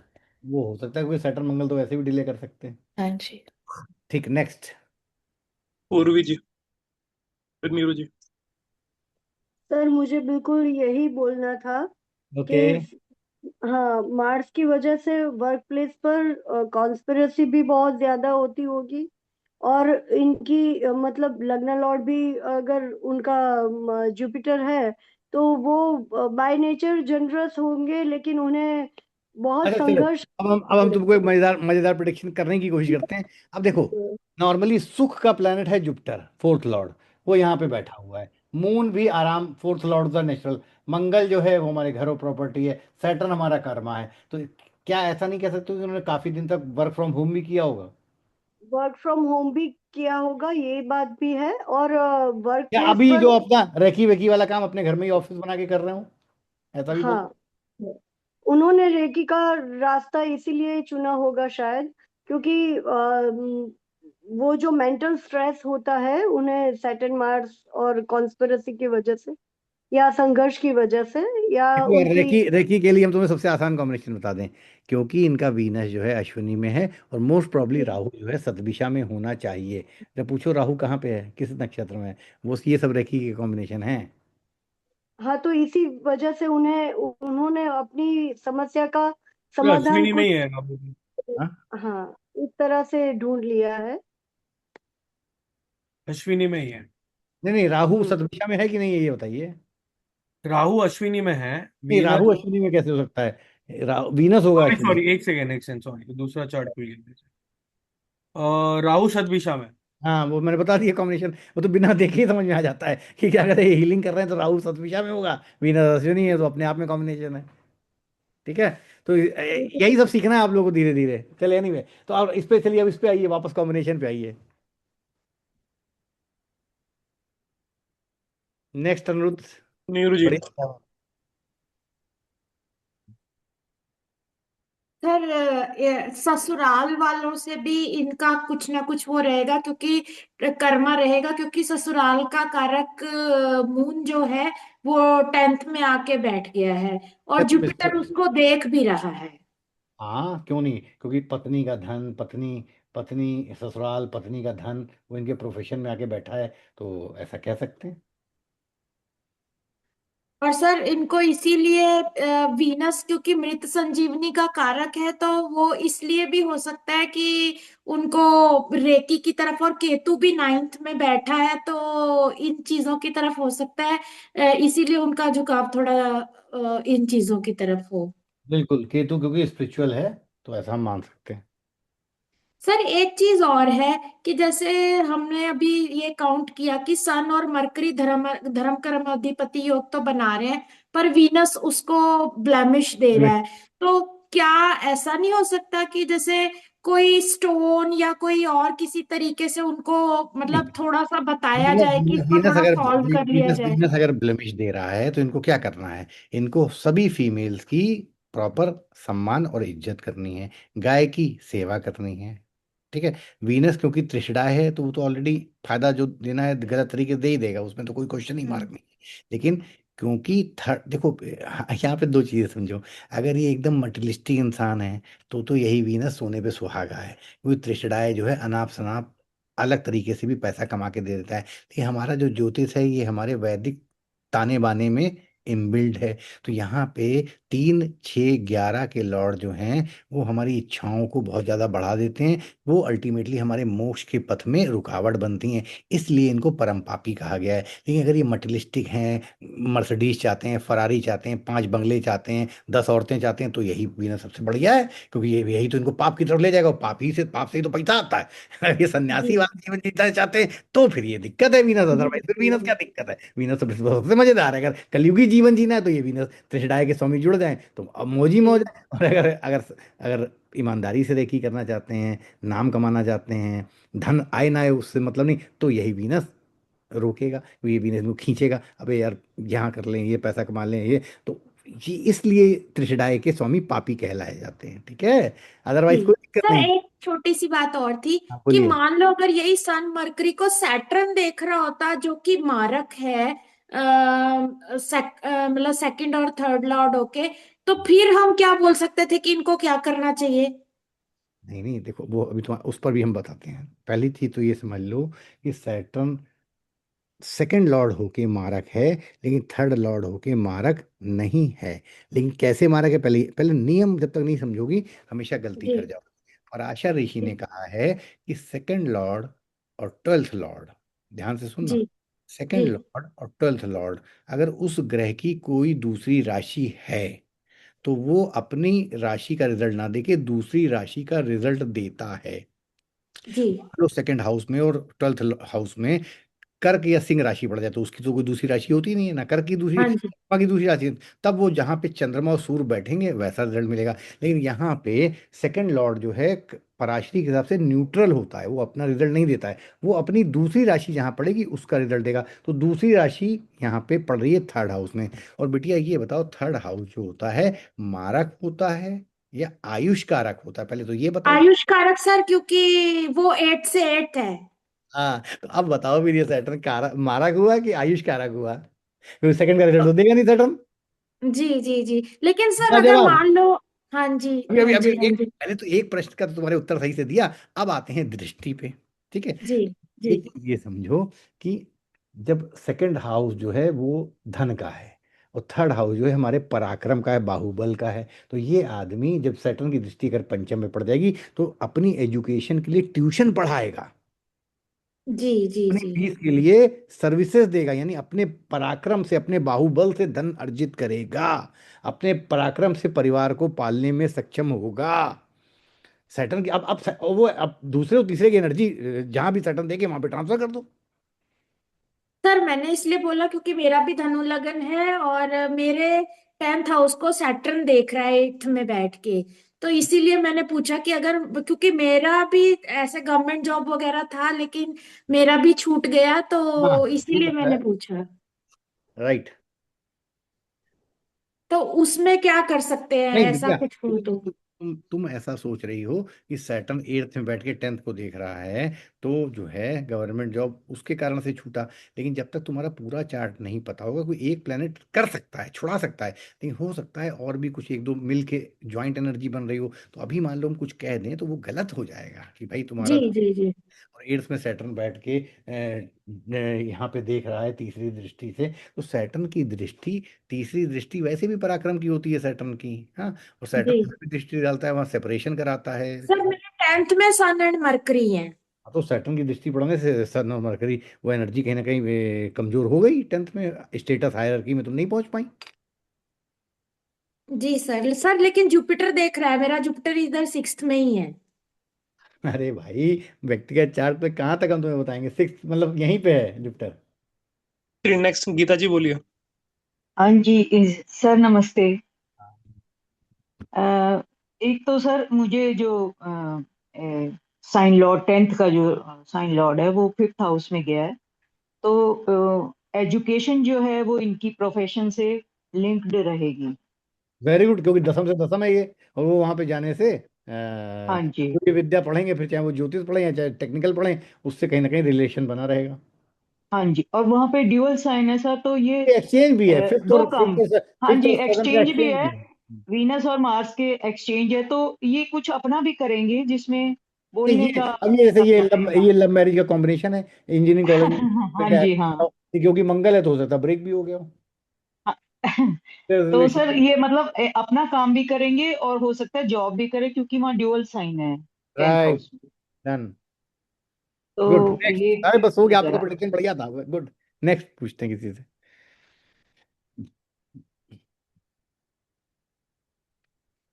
अनिरुद्ध, नेक्स्ट नमस्ते कौन है? सर। नमस्ते, मंजुश्री है सर। हाँ मंजू जी भी बोलिए। सर कैसे हैं आप? बहुत दिन हो गए आपसे बात हुए। अरे राइट राइट राइट। अ, सर मेरा क्वेश्चन है कि इनका क्या मरकरी या वीनस कंबस्ट है क्या, जो सन के साथ बैठे हैं? अब ये तो बताएंगे वो, लेकिन अभी मंजूश्री इस पे ही कंसंट्रेट वीनस करो। कम्बस्ट है। वीनस सर इनका देखिए 10th Lord mercury is sitting 8th from itself, तो इनको ट्रांसफॉर्मेशन तो रहेगा इनके, जो राइट, भी जॉब प्रोफेशन करेंगे। में बदलाव में। हाँ जी, हाँ जी सर। सर सेकेंडली मुझे लगता है कि इनका 88 अप्रैल का कुछ बर्थ है क्या, टाइमिंग ऑफ बर्थ सर? अब अप्रैल 89। में हाँ, 89। हाँ 89 के आसपास, या ठीक है। अप्रैल में 88 अप्रैल 89? अप्रैल 1989। राइट, ओके, अप्रैल 88। ओके सर, इन्होंने तो बता ही दिया कि is into a technical field, जो आईटी सेक्टर में उसमें है। पर ये सर जॉब वर्क करेंगे बार बार, मतलब इनके चेंजेस होते रहेंगे, बिकॉज वर्गो साइन भी है ना, तो जनरली वो क्या कहते हैं, कॉन्ट्रैक्ट्स जो लेते हैं ना, कॉन्ट्रैक्ट बेस्ड काम भी राइट, कर सकते हैं। ठीक है, डन, फ्रीलांसर, जी जी सर, जी सर। डन। नेक्स्ट, बढ़िया मंजूश्री, गुड। हाँ भाई, नेक्स्ट कौन है? फिर इसके बाद अब भैया लास्ट में वो बताएंगे अपने चार्ट के बारे में कि हम लोगों विकास ने जी। अपने एनर्जी जोड़ी, उस पर कहाँ तक हम लोग सक्सेस पाए। जी नमस्कार सर। नमस्कार। इनके प्रोफेशन में डाटा एनालिटिक्स, डाटा माइनिंग या डाटा वेरी से good, six is related all about research या रिसर्च का डेवलपर एलिमेंट होगा। रिसर्च। दूसरी चीज मुझे लगती है जो ये कम्युनिकेशन करते होंगे अपनी रिपोर्ट्स को, उसमें कुछ ऐसा एलिमेंट इनके कम्युनिकेशन में रहता होगा जो इनके बॉस से कुछ डिफरेंसेस क्रिएट करता होगा। ठीक, अभी इसको कंफर्म करेंगे। चलिए नेक्स्ट। रेखा तिवारी जी।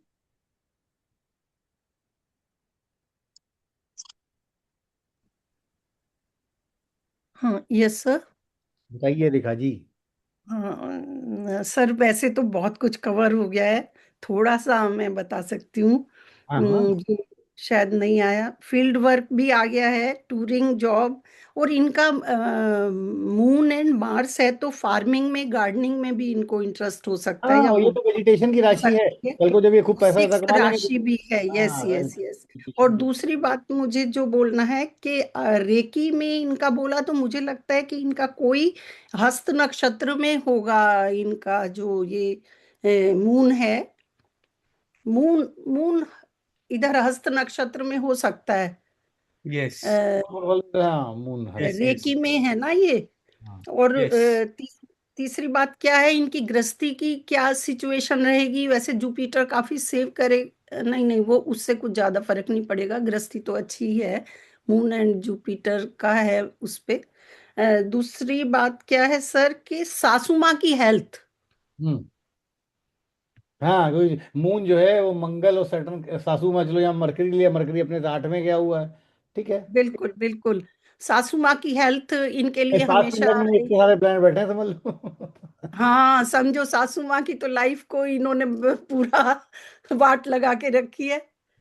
अभी पूछ लेंगे इनसे, ये भी बताएंगे। और हाँ, वर्क फ्रॉम होम तो बताया ही था इन्होंने, इनके बारे में, बाकी तो सब काफी कवर हो गया है सर, बस मुझे अरे तो मतलब आप सासू लोग, माँ अब आप का। लोगों को एक आइडिया लगा ना कि कैसे ब्लेंड, देखिए आप लोगों की हमेशा एक प्रॉब्लम रहती थी कि सर कारक तो हमें सारे पता है, लेकिन जब ब्लेंड करने की बात आती है तो हम ब्लेंड नहीं कर पाते हैं। तो हमने कोशिश यही करी कि सबसे पहले 3 साल से तो कारक आप लोगों को पढ़ा रहे हैं, अब एक बार इनको सबको ब्लेंड करना भी तो सिखाएं कि कैसे। लेकिन अभी भी हमें वो सेटिस्फेक्शन नहीं मिल रहा है जो हमें मिलना चाहिए आप लोगों से। अब हम ही करके आपको दिखाएंगे कि कैसे, क्योंकि हमने कोशिश, अब ये आज के क्लास से हम ये समझ गए कि आप लोग अभी कितने कितने गहराई में हो। तो अब हम अगली बार हम ही बना के आपको पहले दिखाएंगे कि ये भी हो सकता है, तो ऐसे आप वही लोग है भी। सर, हाँ हम समझ गए। डिस्कशन में बहुत कुछ छूट जाता है। वो छूट जाता है, फिर लेकिन अब हम आपको आपका जो क्लियर। ज्ञान है ना अरे नहीं, वो नहीं हम नहीं, उतना ग्रास्प कर पाते, ये इसलिए तो आप ही ज्यादा समझाए नेक्स्ट क्लासेस में ये तो तो। कीवर्ड लिखा दिए थे हमने आपको कि कीवर्ड से आप जोड़ो, लेकिन कोई बात नहीं, हम समझ रहे हैं क्योंकि अभी हम तो आपसे प्रैक्टिस में पढ़ने है। आए हैं।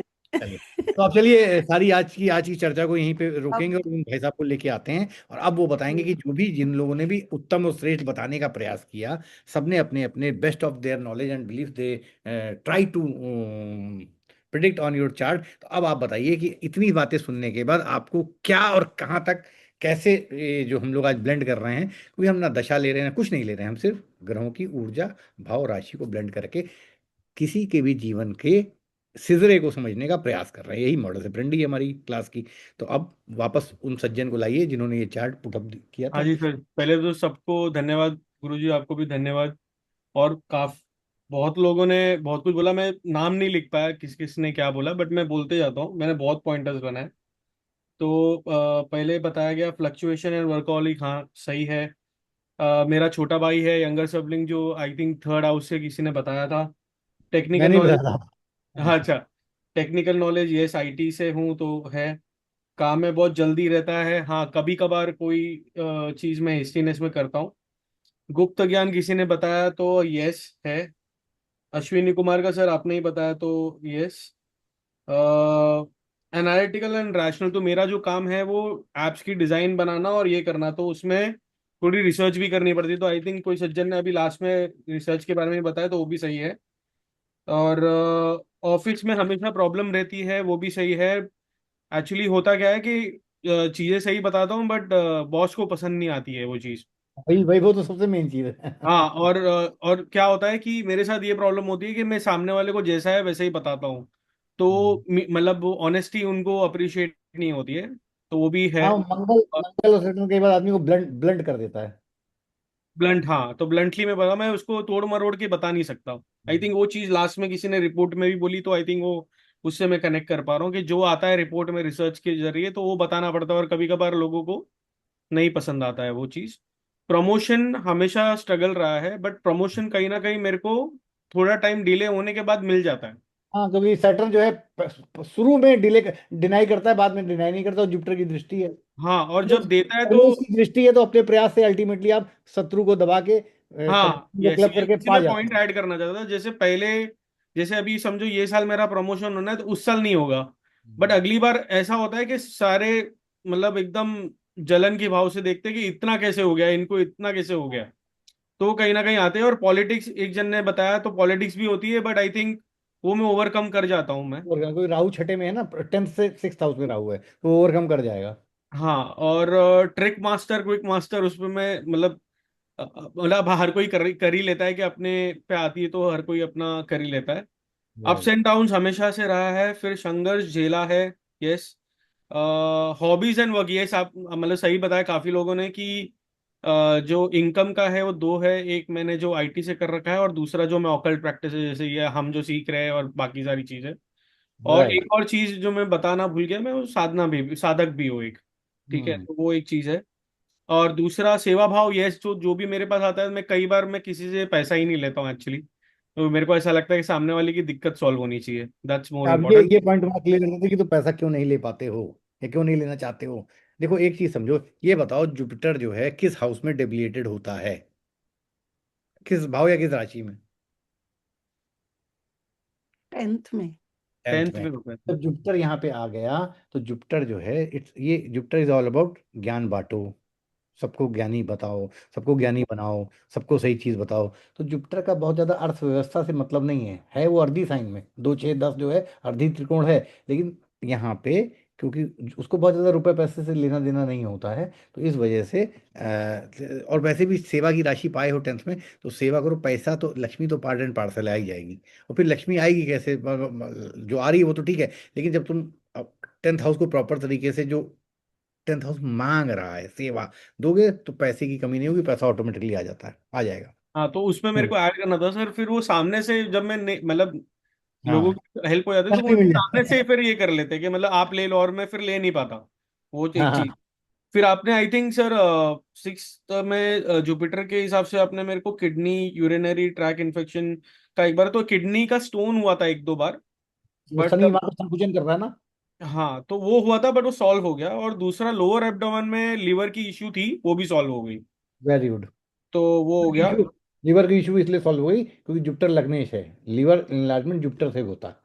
हाँ, दूसरा टूर्स एंड ट्रैवल्स का बात किया था। हाँ, तो टूर्स एंड ट्रैवल्स में मैं अभी तक मैंने काम नहीं किया है, बट मैं आपको बता दूं कि मैं बैंकिंग की सॉफ्टवेयर बनाता हूँ। Very good. Banking and finance की, तो 8 साल से मैं उधर ही हूँ, वैसे 15 साल से मैं काम कर रहा हूँ। तो ज्यादा करके अभी मेरा जो काम है वो मैंने एचडीएफसी बैंक, आईडीएफसी फर्स्ट में जितने भी फिनटेक्स है, बैंक्स है, उसमें सारों में मैंने काम किया और अच्छे अच्छे मॉड्यूल्स बनाए हैं। मतलब जो आप यूपीआई करते हो वो सारा काम किया हुआ है, तो वो सारी चीजें आपने सही बताई है वो चीज। ओके, सर वो किससे बताया आपने, शनि से? देखो जो मैडम ने कहा था ना कि खाने का काम कर सकते हैं, हाँ, तब उसके मैंने ये बात रिलेटेड तब भी एक मैंने ये पॉइंट बात बोला बोली था। थी कि सेकंड हाउस फाइनेंस भी है, बैंकिंग भी है, फूड इंडस्ट्री भी है। तो क्योंकि सैटर्न सेकंड हाउस का लॉर्ड है, तो फाइनेंस बैंकिंग भी आ सकती है। यस, कुकिंग का एक है कि मतलब वैसे तो मैं कुक नहीं करता, बट जब भी मैं कुछ भी कुक करता हूँ तो लोगों को पसंद आता है, चाहे वो हाँ आलू जीरा क्यों ना हो।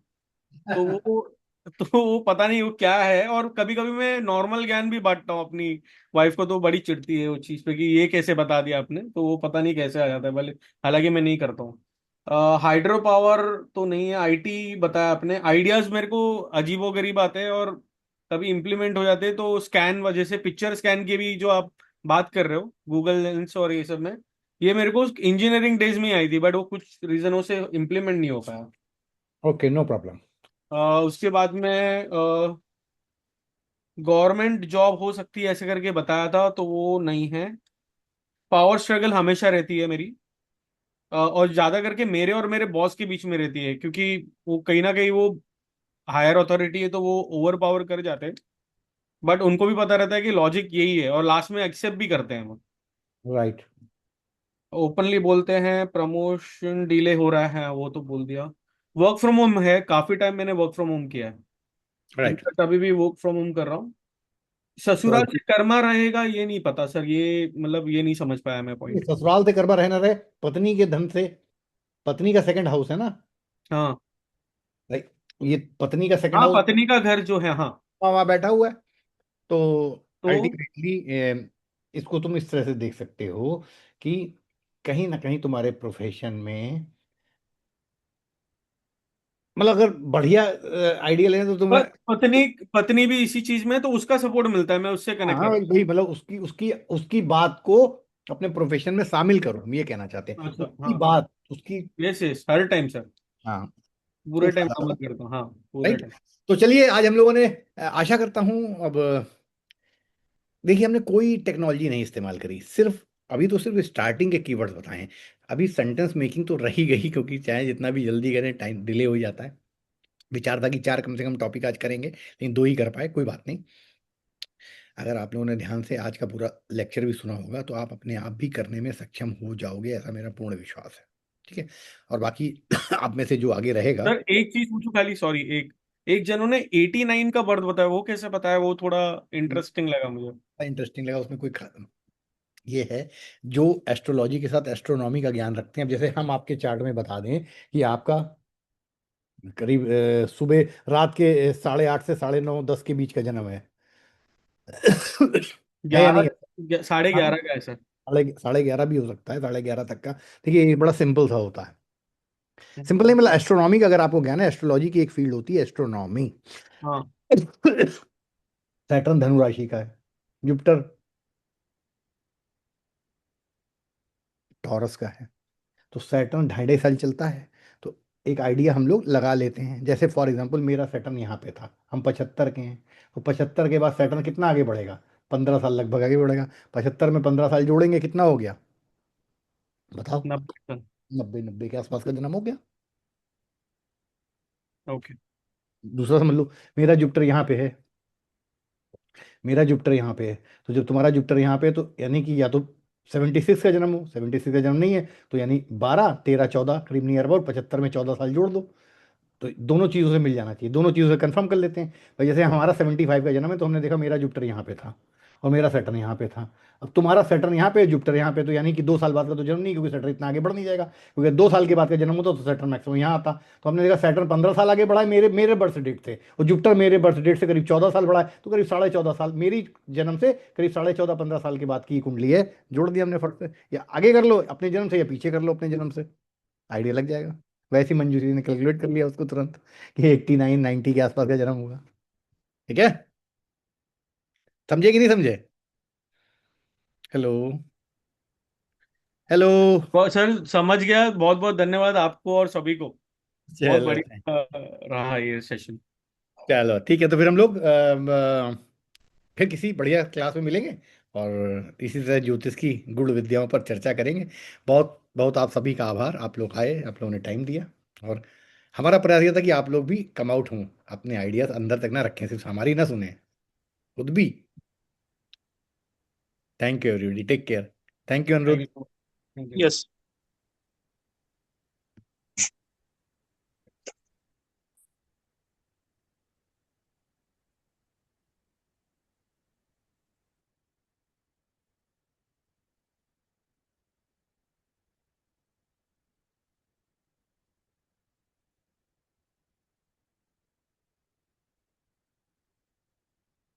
Late me repeat once again कि जो इसी टॉपिक पे आ रहा है, जो डिटेल क्लास, वो परसों से आ रहा है, फ्रॉम 23rd of December। ये 7 क्लास रहेगा, सेम टाइम रहेगा, रात 9 से 11 बजे तक। Actual fees ₹7,999, but if you enrol tonight then fees will be ₹2,999 only. ये उसका डिटेल कोर्स कंटेंट है, और पेमेंट करने के लिए एक ही नंबर है, 9990369555। Same number is for Paytm, GPay and phone पे। पेमेंट करने के बाद आपको इस नंबर पे स्क्रीनशॉट सेंड करना है, तो आपको पेड क्लास के ग्रुप में ऐड कर दिया जाएगा। Class start from day after tomorrow, that is Tuesday. Fees ₹2,999 only. किसको अगर चाहिए course content, then they can message on our destiny stars number which is 9990369555।